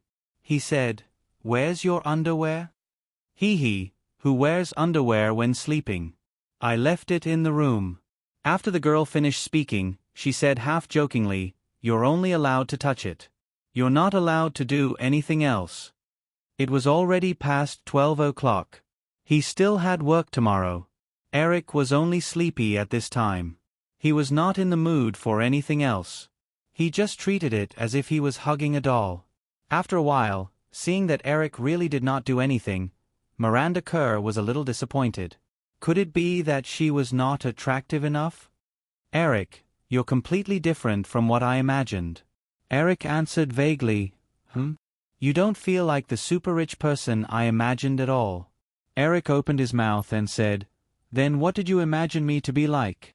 Miranda Kerr stuttered a few times, but did not answer this question at all. Eric smiled. Ordinary people always imagine the rich to be luxurious and mysterious, but in fact, they were not that cold. Eric could not help but think of the conversation he had with Chris on the phone a few days ago. They talked about Buffett. Because of a few parties at the end of last year, Chris and Buffett gradually became familiar with each other. The old man also favored this outstanding junior in the investment world. The two met a few times and unknowingly became friends. Chris was talking about the first time he visited Buffett in Omaha last month. Although Buffett's simple and even somewhat stingy lifestyle was widely known, Chris still felt that it was a little unbelievable when he saw it for the first time. The Buffett family lived in an ordinary apartment that was no different from most middle-class apartments in the United States. There was a minivan worth less than $20,000 parked in the yard. Buffett invited Chris to eat at an ordinary steakhouse at noon. The two of them spent a total of $16, and that was including the tip. The Berkshire Hathaway Company, which was located near the Kevitt Plaza in Omaha, was even more shabby. There were less than 10 employees in the company, including Buffett himself. It did not look like a corporate aircraft carrier with a market value of tens of billions of dollars. Although Buffett's example was a little extreme, from what Eric had seen and heard over the years, except for a small number of rich people who like to live extravagant lives, most rich people's lives were not as exaggerated as ordinary people imagined. When Eric woke up, he felt a warm little body was still snuggled up against him. He touched the watch on the bedside table and looked at it. It was almost 6 o'clock. He patted Miranda and said, Hey, little one, get up first. Go back to your room and sleep. Miranda Kerr opened her eyes in a daze. After a short period of confusion, she said lazily, Eric, I'm so sleepy. Can you carry me back? No, get up. Don't make a fuss. Sigh. The girl sighed softly. Seeing Eric put on his clothes quickly and walk to the room, she lazed in bed for a while before getting up. She looked around in a daze. Eric had already put on his shirt. At this time, she did not have the courage to walk into the room naked. She picked up the beach pants that Eric had just taken off and put them on. After covering half of her body, she jumped out of bed and walked into the room with Eric. The room was very spacious. Seeing Eric brushing his teeth at the sink, the girl scratched her messy hair and walked to the toilet. She pulled down her beach pants and sat down. Seeing Eric glance at her with his mouth full of foam, Miranda laughed foolishly and said, Eric, I feel like we're a couple living together. Eric, of course, ignored her. He withdrew his gaze and continued to brush his teeth. After a while, Miranda stood up and went to the sink. Eric had already started to wash his face. The girl said, Eric, can I use your toothbrush? No, I'm a germaphobe. So stingy. Miranda Kerr pouted. She just picked up the toothpaste and squeezed a little on her index finger. She tilted her head and took a sip of water from the tap. After rinsing her mouth, she raised her head and threw Eric a charming look. Then, she put her index finger in her mouth. Poke, poke, poke, poke. Eric could not bear it anymore and raised his hand to hit her. Ah! With a cry of pain, the little minx finally stopped messing around. After the two of them washed up, Miranda Kerr did not go back to her room to sleep. She jogged around the manor with Eric and then prepared breakfast together. Thales woke up close to 7:30 a.m. When he saw that Eric and his daughter were already up, he felt a little apologetic. However, he did not notice anything unusual. After breakfast, of course, Eric would not leave the little minx in the manor. He took the mother and daughter to the headquarters in Burbank. He instructed an assistant to take care of trivial matters like choosing a host family and arranging a school for Miranda Kerr. After that, he returned to his normal work. During the intense casting process for James Bond, Casino Royale, the first season of Lifetime TV's Project Runway finally came to an end at the end of February. Although the ratings for the last episode did not exceed the ratings of America's Next Top Model, it still reached 6.5 million viewers. AETV Network held a special celebration party for this. At the same time, the first episode of City to Desire officially began airing with Project Runway as the lead-in episode. Before the airing, Lifetime had used the good reviews during the pilot process to promote the show for 2 months. Under the strong advertising campaign, the original novel, which was not very popular, even rushed to the top 20 of the New York Times bestseller list. Lifetime TV was a cable channel. Even if they broadcast a large-scale TV show, as long as it was not too shocking, the FCC usually would not interfere. However, cable channels were different from cable channels. Cable channels were still aimed at audiences of all ages.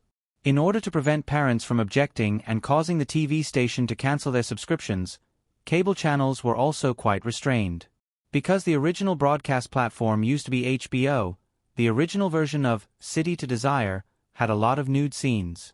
However, due to the hidden restrictions of cable channels, the new version of the show could not be copied. However, the selling point of the show was never nude scenes. The core element was the analysis and understanding of life, sex, fashion, love, and other aspects of the women in the metropolis.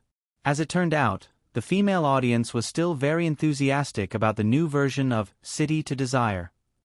Taking advantage of the popularity brought about by the finale of Project Runway, the first episode of the new show received 3.9 million viewers. This figure was much better than the first episode of Project Runway and America's Next Top Model. After the first episode aired, most media gave good reviews to this avant-garde and bold TV show with a hint of shrewdness and cunningness. As the popularity of the show spread, the second season easily exceeded 4.3 million viewers. Once the tone of City to Desire was set, Lifetime TV quietly started the second phase of viral marketing in Hearst Group's fashion magazines, Yahoo's entertainment and fashion section, and ABC's related TV programs. Unknowingly, many urban women who paid attention to fashion began to notice the name City to Desire more frequently. Whether it was well-known fashion magazines like ELLE and Bazaar under the Hearst Group, the fashion section of Yahoo, or some fashion interview programs on ABC, there was a lot of analysis and discussion of the clothes, jewelry, makeup, and shoes of the female leads of City to Desire. Most of the articles were full of admiration, as if the clothes of the female leads of City to Desire had become synonymous with fashion. There was a very famous joke in the fashion circle.